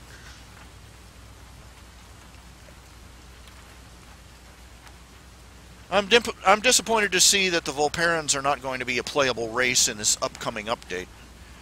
They've got all the new playable races. They just oh look, another color of elf. Oh look, trolls. They stand upright though. It's just really thrilling me to no end.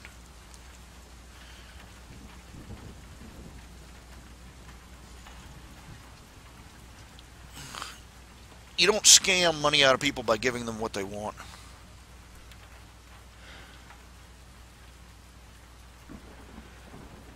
I'm just saying that it's really impossible to have a truly the way they've done it. Is they set the standard almost 10 years ago for longer for video games, for online role-playing games. And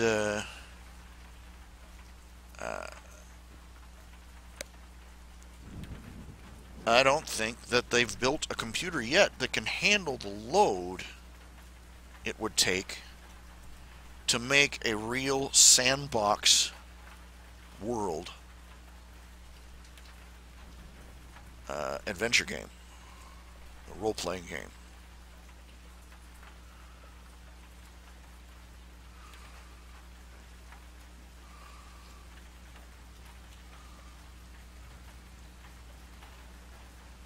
The environment would have to change. The terrain would have to be altered by the behavior of the player characters, and by the behavior of the of the NPCs. Things would have to change. Things would have to remain changed. Once a mission was completed, nobody should have to do it twice.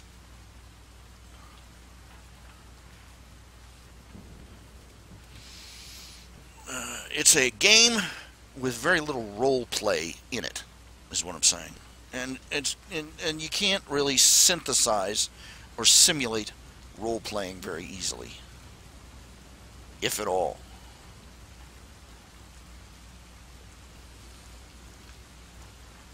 How is it unethical? How is it unethical? It's dissatisfying, but it's the best they can do to their abilities. No matter how you do it, somebody's going to be displeased with how it's done. You let people, you force everybody, to play through all the levels. They complain about being forced to replay and replay and replay and replay all these starter levels for their first character. You let people spend their own money on doing better at the game, or advancing to a higher level, and everybody complains about that. You let, no matter which way you do it, somebody's going to gripe about it and insist that it's, quote, unfair. Now here's one for you. They had so many online games where a character would start farming an area. They had some places where the characters could set up. Well, for instance, an example would be City of Heroes, when that was still online. They invented an extra thing they added in where the players could create campaigns, missions, The idea was these are supposed to be training missions in our virtual reality center. You know, talk about recursive. And you know, you design the setup, and then you can bring your friends in to play it. And that sounded great, right? That sounds great. You know, let the players design their own. You know, they're only supposed to be, you know, in game. They're only supposed to be virtual levels, but you could still level your character up by training them in these scenarios. Downside is that everybody and their mother designed farming. They used it for farming. They would pack it full of mooks. You know, they would design a level, pack it full of mooks, and then they would run it over and over and over and over and over and over and over and over, just to crank their character up to a certain level.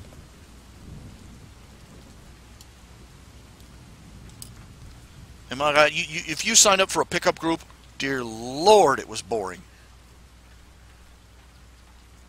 They had it was the same thing over. They would sign you back up for the same thing over and over and over and over and over and over and over and over and over. They packaged it was supposed to be so that they could make their own stories and characters, and you know, and enrich the environment. Instead, it became a way for them for a way to grind. And that should tell you something. That should be a rule. That should be a rule for every game designer out there.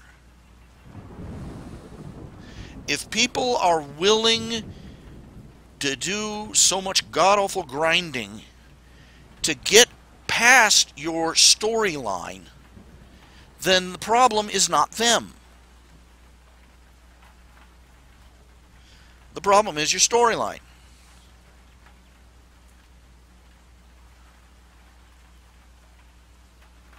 You know, I've got a dozen characters in World of Warcraft, and I have got to tell you, there are parts of that game I am so sick of seeing.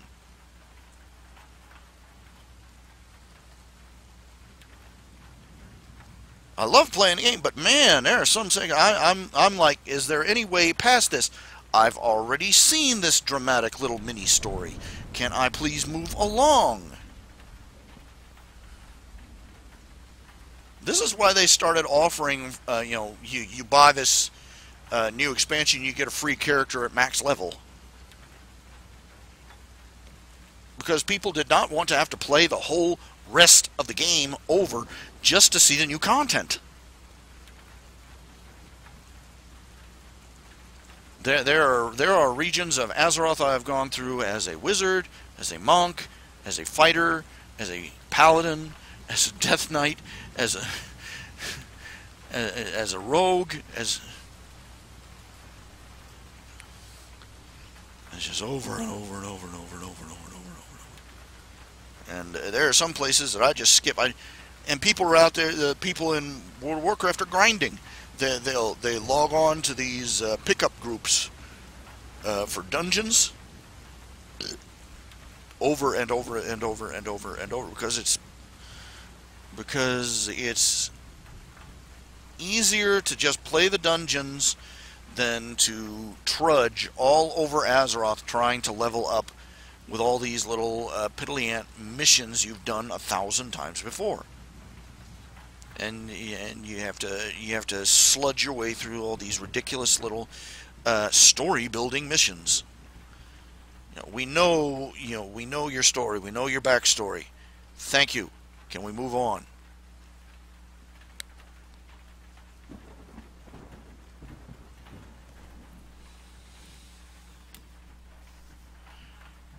That's one of the things, Champions Online. Champions Online, I'd love to play Champions Online, except for one thing. One, the world is too small. And two, I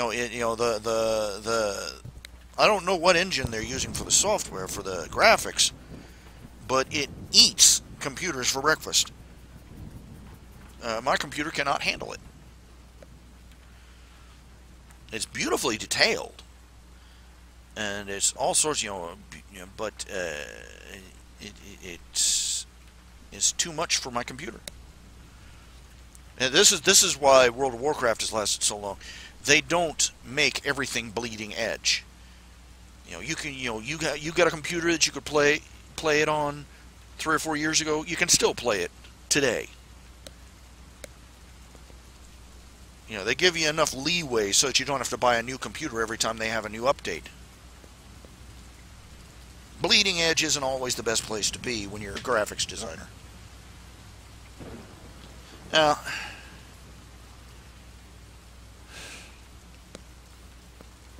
but what I was saying is that all the characters, you create a new character, you go into Champions Online, you can create any kind of superhero you want. I'm not kidding you, it's the most incredibly flexible character design I've ever seen. You can create any character.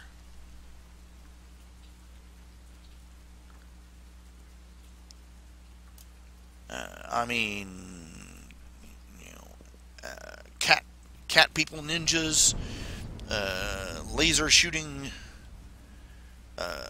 werewolf people, ninja pirate robot monkeys, anything. It's ridiculous. And you can make them look any way you want. The character design is so incredibly flexible, but the world is so narrow.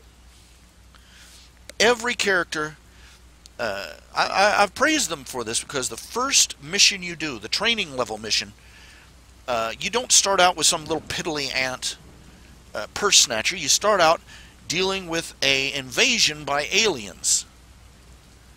And you're going out there kicking butt and taking name like Superman. And so you feel like a hero. But that's it. Everybody goes through that. Everybody goes through that mission. Everybody goes through the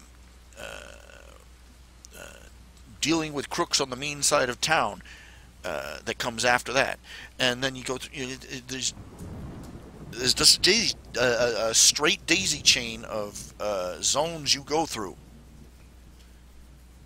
There's only one story, and they tell it 1,000 different ways, and they're running out of ways to tell it.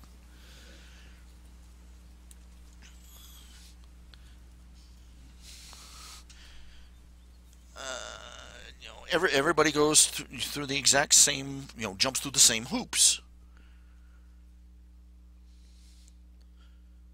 Okay, and you can blame that on programming limitations, writing limitations, the limitations of just how much information you can put into a computer.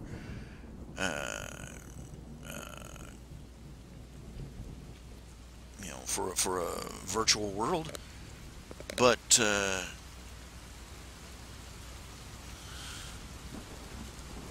after a while, it starts to feel like, instead of being your own, being your own character, playing your character, you're playing somebody else's. You're being frog marched through somebody else's idea for a superhero story,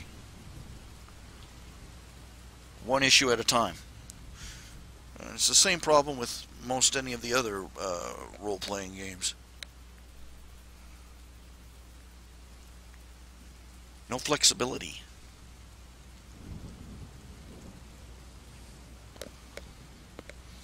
It doesn't matter what kind of superhero you start out with. You always start out, after the training episode, you start out in, the rough side of town, dealing with street crime and and gangsters.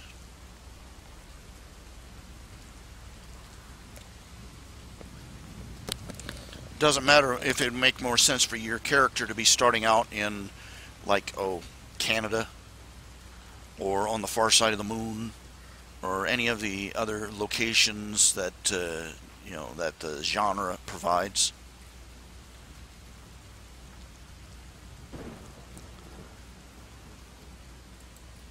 Well, like I said, limitations. Expecting better than that right now is probably about the equivalent of expecting 3D graphics for your first Super Mario game.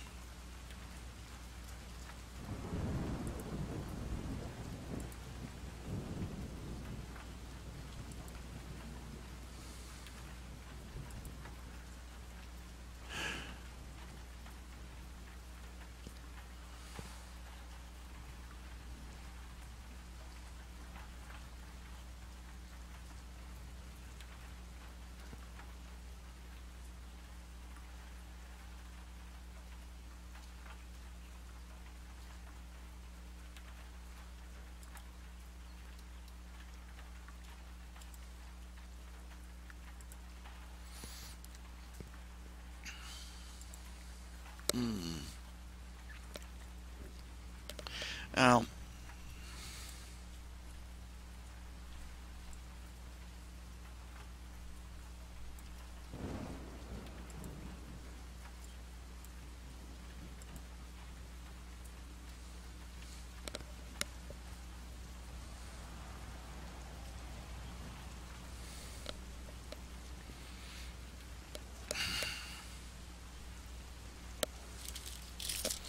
I will say this, Champions Online is some incredibly innovative. Like I said, the character design is every child's dream come true.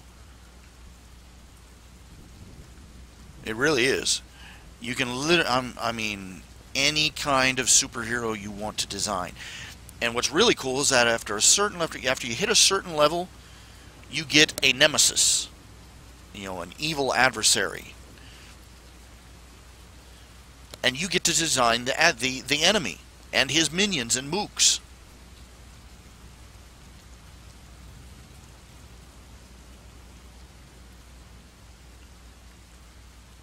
Which is really cool. You can pick out what powers your villain enemy has,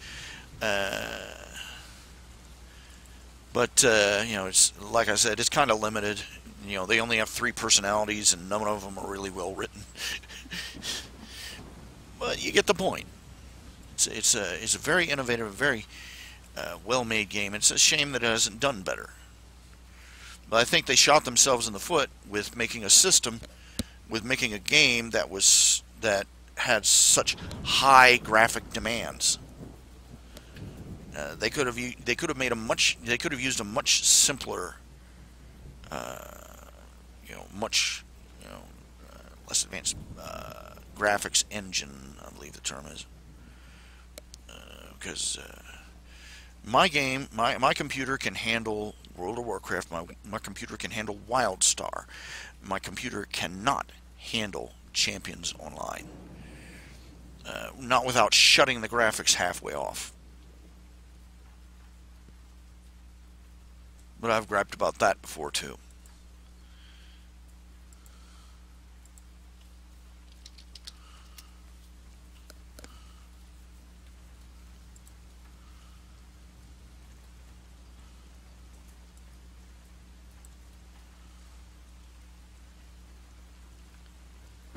Here's a let's see here.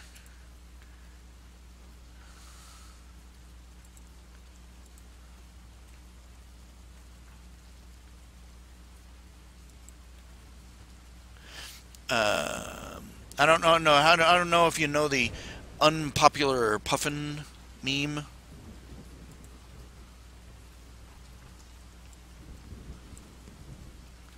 I've got to agree with that. I've got to agree with that. We'll never ever get rid of bullying. Not until Jesus returns will human nature change.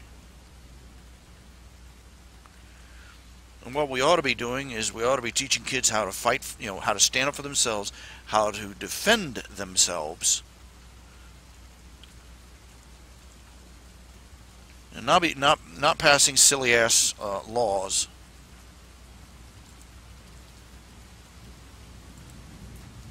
That's the unpopular puffin meme.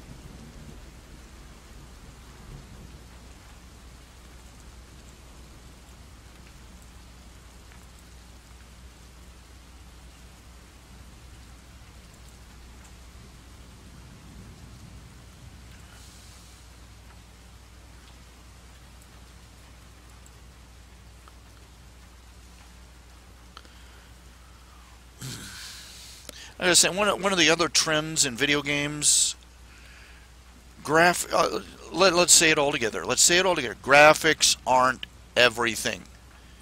There have been thousands of games that have come and gone. Nobody even remembers them. You know, but they spent every dime they had to spare on making the dang things, so, cutting edge, bleeding edge, razor edge out past the edge of the actual razor blade, cool graphics, or hyper. Yeah, I'm sorry. I looked at some of the game screens, game footage of what is it called? Dovahkiin, blah blah blah blah blah blah. The Dragonborn. What is it called? I can't remember the name of the game. But I looked at it. It looked like Drek. Just ridiculously over-textured surfaces, and bad animation. It's awful. I don't know why everybody praises it. Everybody was, oh, these graphics are so cool. Oh, these graphics are so cool. And the gameplay sucks, doesn't it? Skyrim. What rim?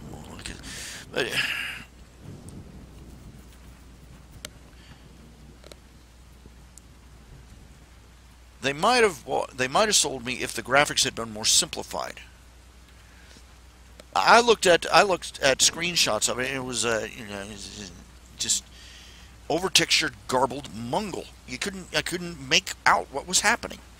And half the time they put these games out, and there are all sorts of errors in it where the character will suddenly be riding on a horse, and suddenly the horse will start running out backwards at 100 miles an hour and shoot up into the sky or something. Oh boy, but boy, those graphics look good. Back to basics, boys. Cartoon simple graphics work perfectly. Look, let me. I've shown you this. I don't know how well this will run, but let's find out. You've seen World of Warcraft.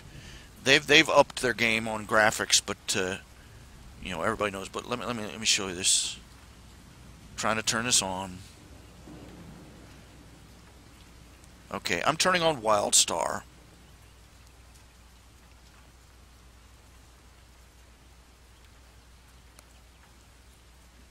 And I'm waiting for it to turn on.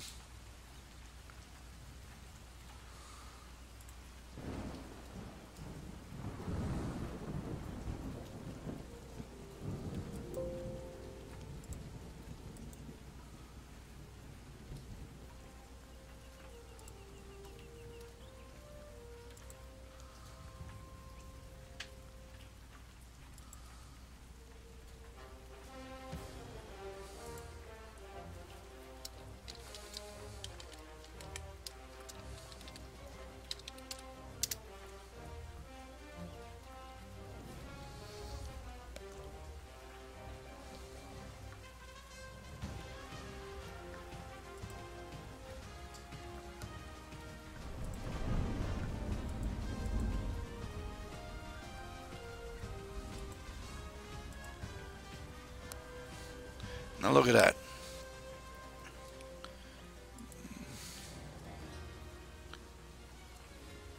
Testing. Yeah. Now you see? Look at that. Now you see, it doesn't need the hyper-realistic texturized.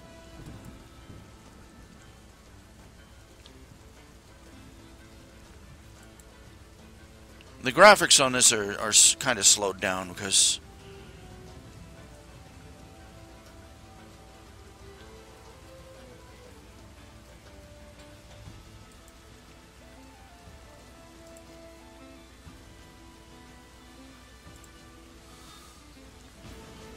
you can see it's a little jerky because that's because of my own rather low ball system.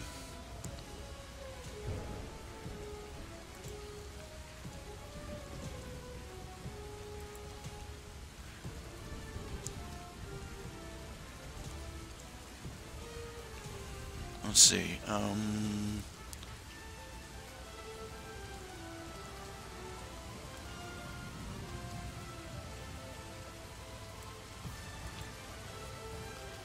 Okay, I'm going to enter the game real quick.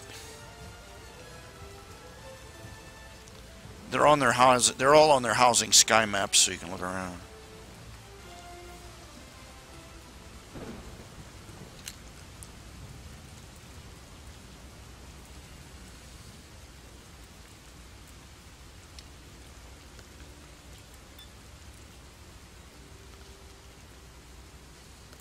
Now, according to most so-called experts, this is low-quality graphics. You know, because you can't count all the nostril hairs in the character's face.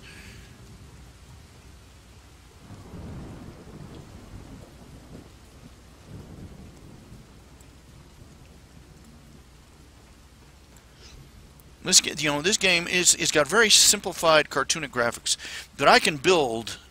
This is his housing sky map. I can build just about anything I want. This is.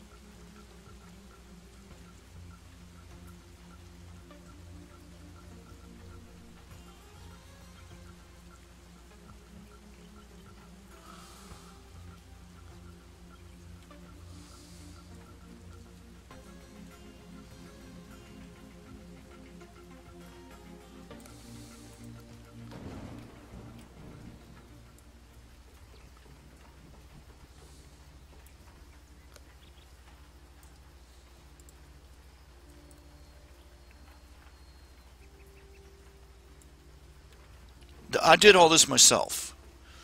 The floor, the lighting, you see? Yet my low-end, low-ball computer can handle this. Graphics are less important than the story and the gameplay. And the story should come secondary to the player's desire to forge his own path.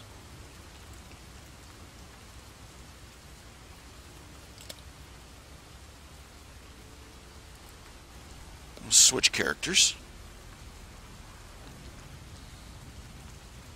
I almost never play this game now. I've gotten so taken up with World of Warcraft.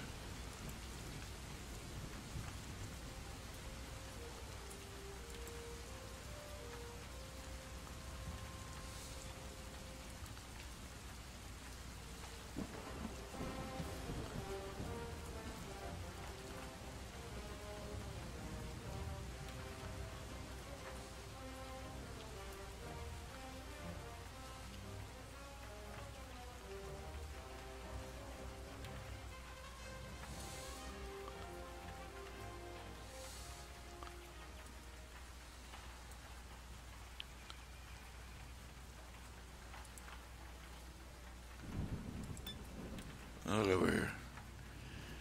This is one of the main areas. This is the main city for the exiles.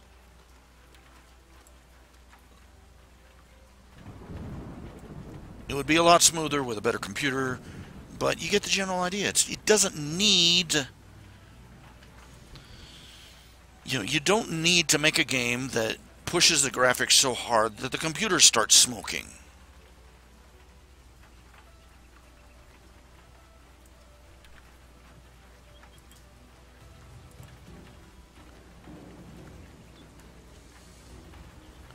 I'm teleporting him up to his house.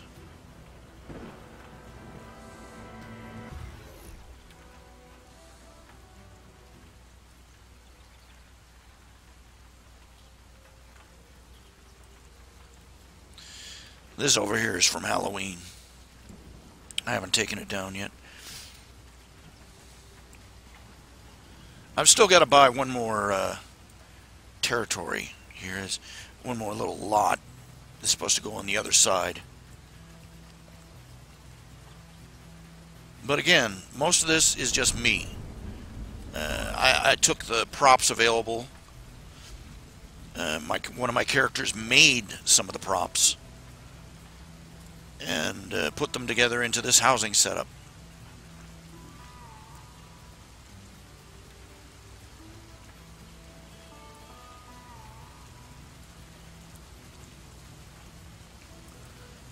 Rocks, grass, the water. The flexibility is unbelievable. And this is what I did with the interior.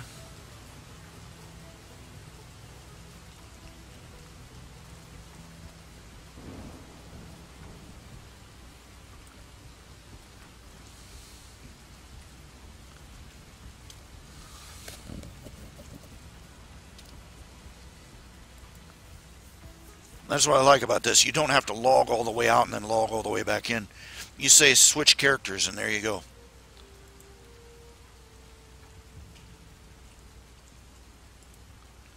This was my very first character, Bolo Wildcutter. If he resembles Han Solo, it's particularly intentional.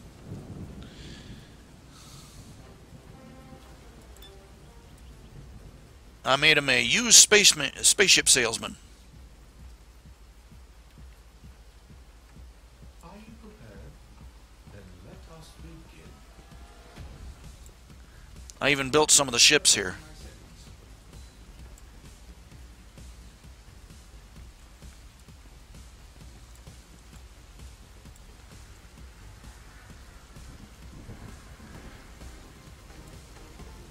That's all me, baby.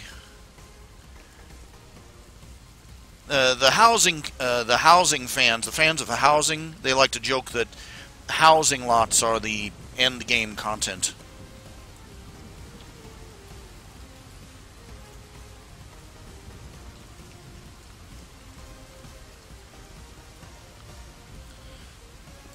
Now this house here, this is a starship house. You can, you have to achieve certain feats in order to get it, but you can decorate the interior, as you can see. This here is the engine that I built. It's a darn shame that you don't actually do any space battles in this game. I'd love to see them reach a point where they add a part where you actually have spaceships and space battles in this sci-fi game. That would be real nice. But you're stuck planet side for the most part.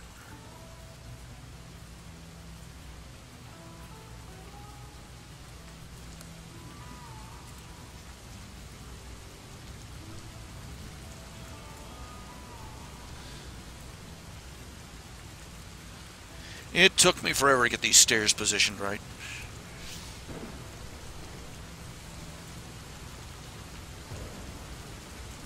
Business office.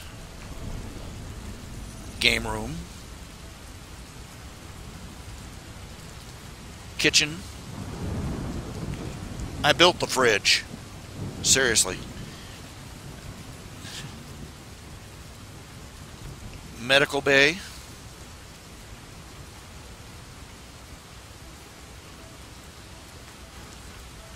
Cockpit. Again, I assembled the cockpit and all those monitors and everything from different components.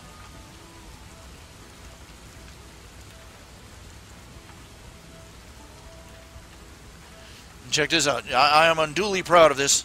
The bathroom.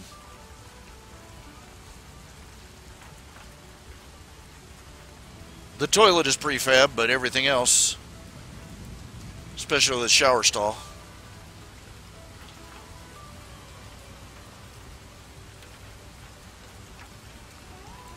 And here's the captain's quarters, complete with a little aquarium, TV set, cheesy lighting.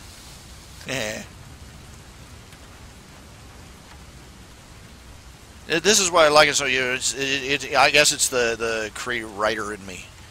I love setting up. I love creating these things, making it look like a backstory for the character.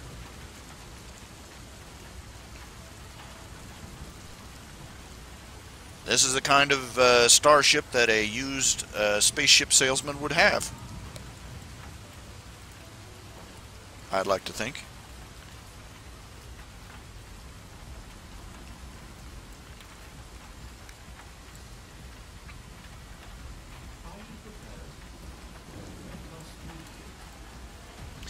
Of course, there's a big party going on. We're having a big sale on some of our older model starships. Got a DJ rocking it down.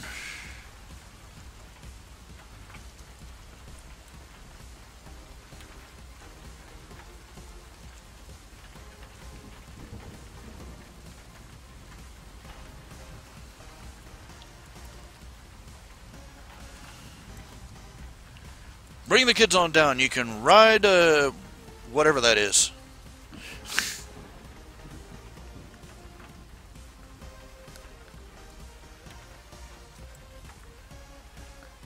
I love how the ships are held together with duct tape.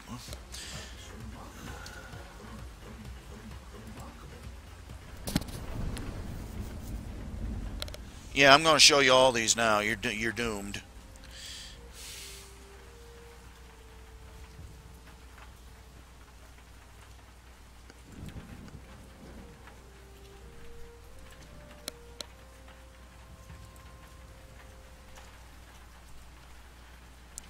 Can you make a furry character without animate? Well, designing characters, they only have certain types.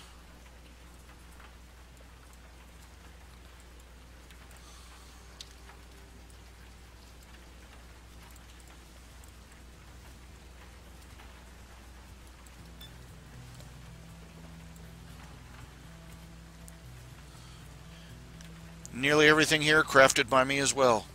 The vines, those floating globe tree thingies. That's me again. You can, the crafting skills in this game are unbelievable.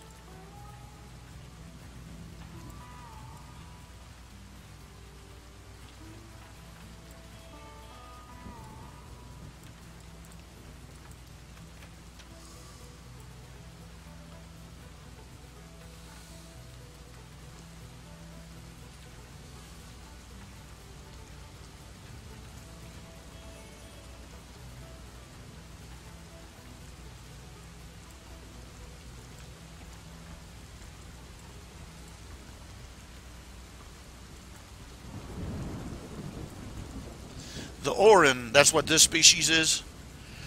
The little cat people. They're supposed to be the back to nature types. Which meant that the evil empire basically kicked their butts all over Kingdom Come. Wooden slingshots don't do too much against galactic blasters.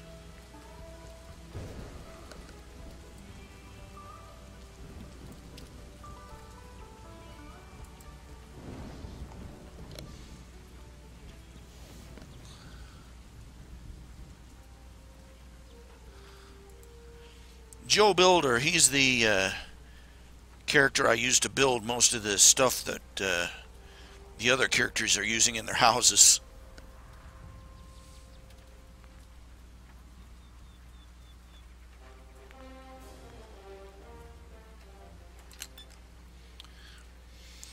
And this is his house lot. The idea is he's a, semi-retired hermit living in the jungle. And yes, once again, all the trees, all the plants, everything done by hand. Thank you very much.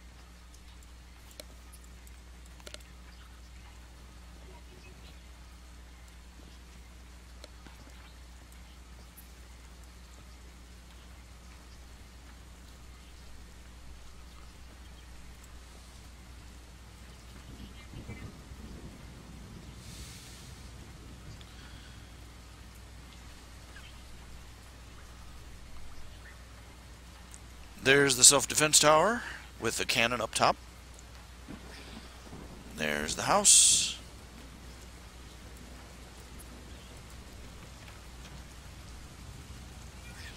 It takes it a minute for it to realize you're indoors and stop making it rain.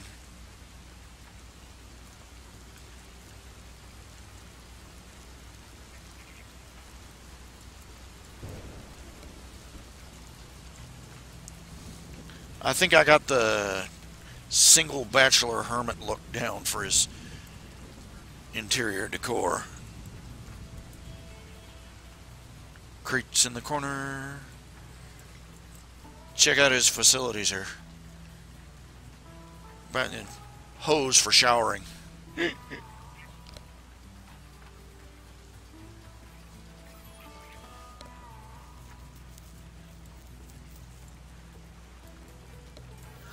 You wouldn't believe what it took to get those force fields up between the engine and the rest of the thing.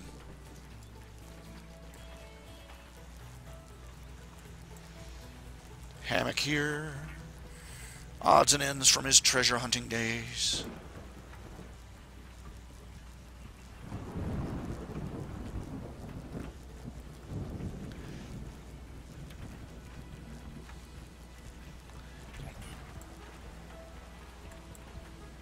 The ammo dump.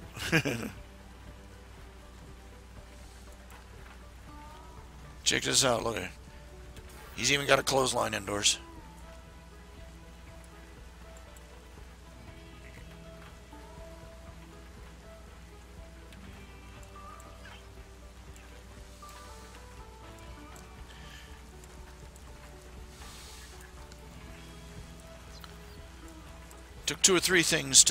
Took several different things to build this cockpit right here. The seat and everything, and a couple of different monitors, a couple of different keyboards.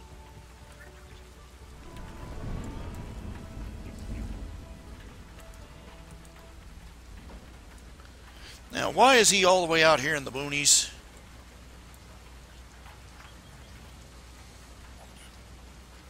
I'll show you why.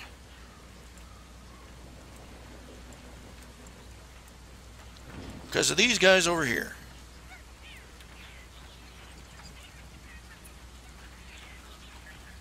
There's a little lop village out here in the jungle.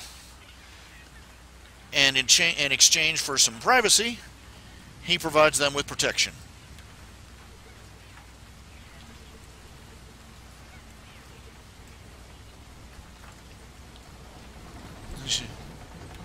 And this is his barbecue, the carnival of meat, I'd like to call it.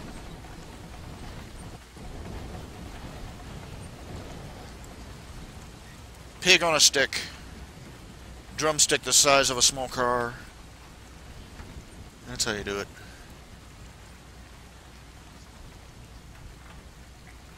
Half an elephant over here.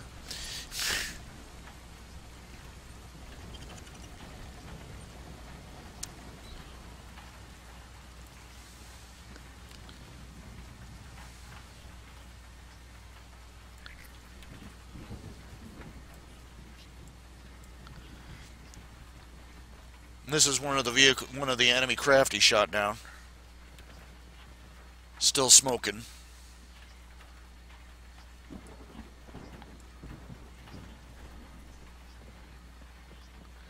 I even built up a couple of little houses up here in the trees.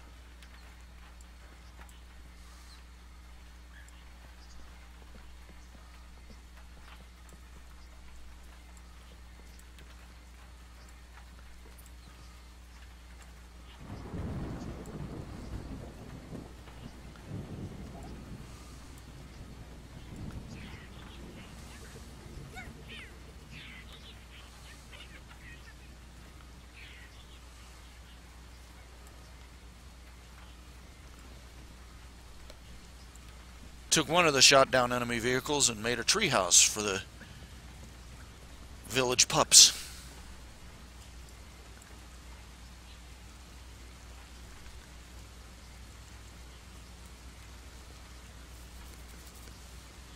So like I said, I like to build them up like there's a whole backstory for these guys.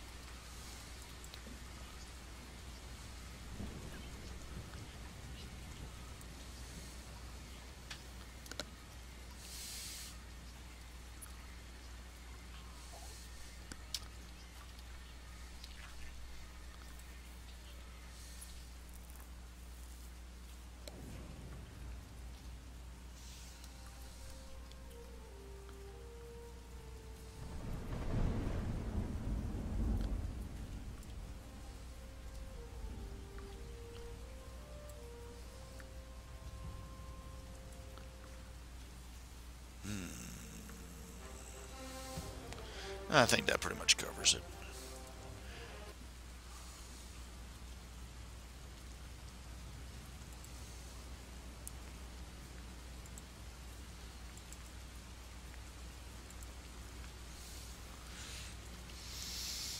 Let's see here. So you're saying latest news: California made it purposefully infecting someone with AIDS a misdemeanor, and now they're blaming the rise in STDs on racism and stick. Oh, look, just after a certain point, why bother listening? They're like toddlers. They'll blame they'll blame things that they are responsible for on everything but themselves. We know this.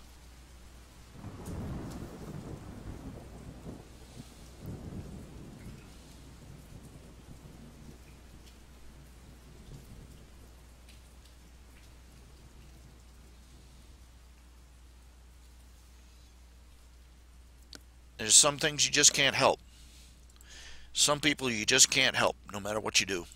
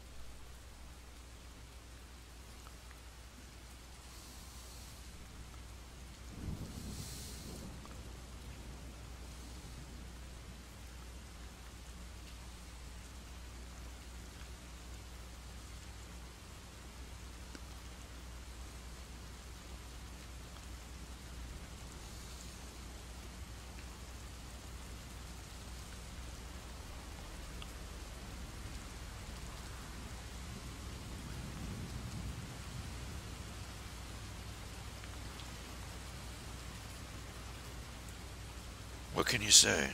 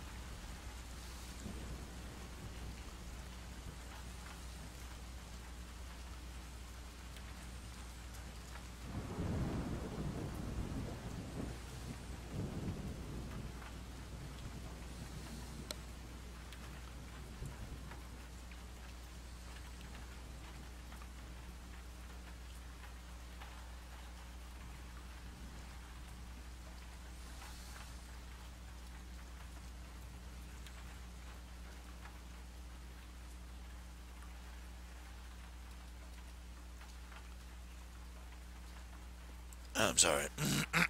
Losing my voice a bit.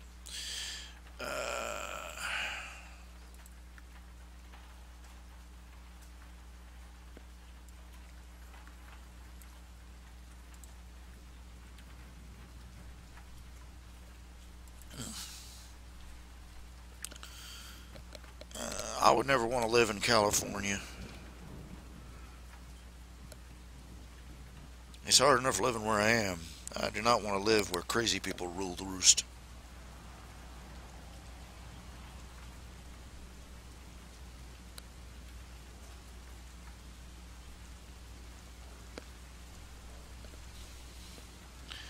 I'm just not mean and ruthless and crooked enough to take advantage of a situation like that like it ought to be.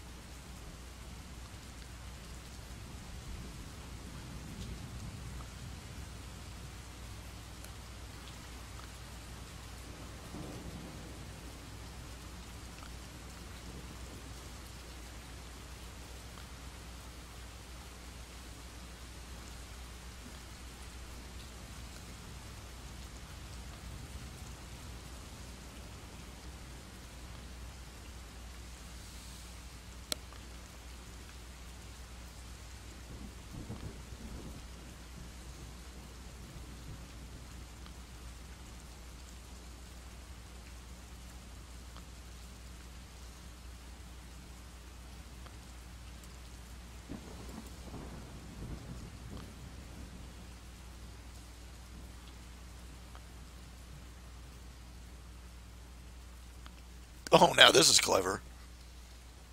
Here, let me see if I can show it to you.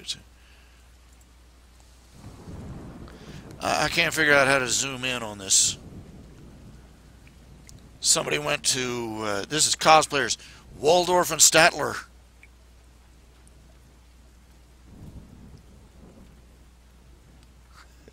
That's awesome.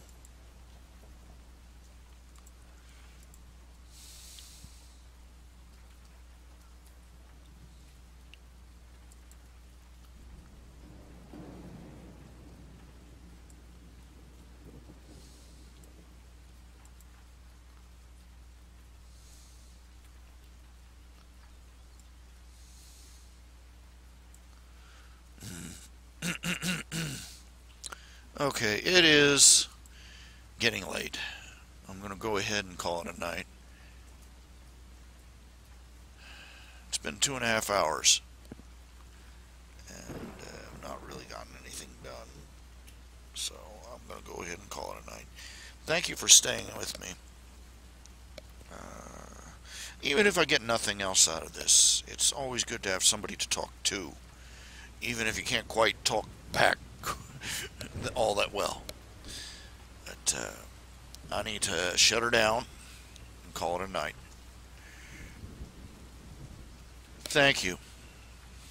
Good night.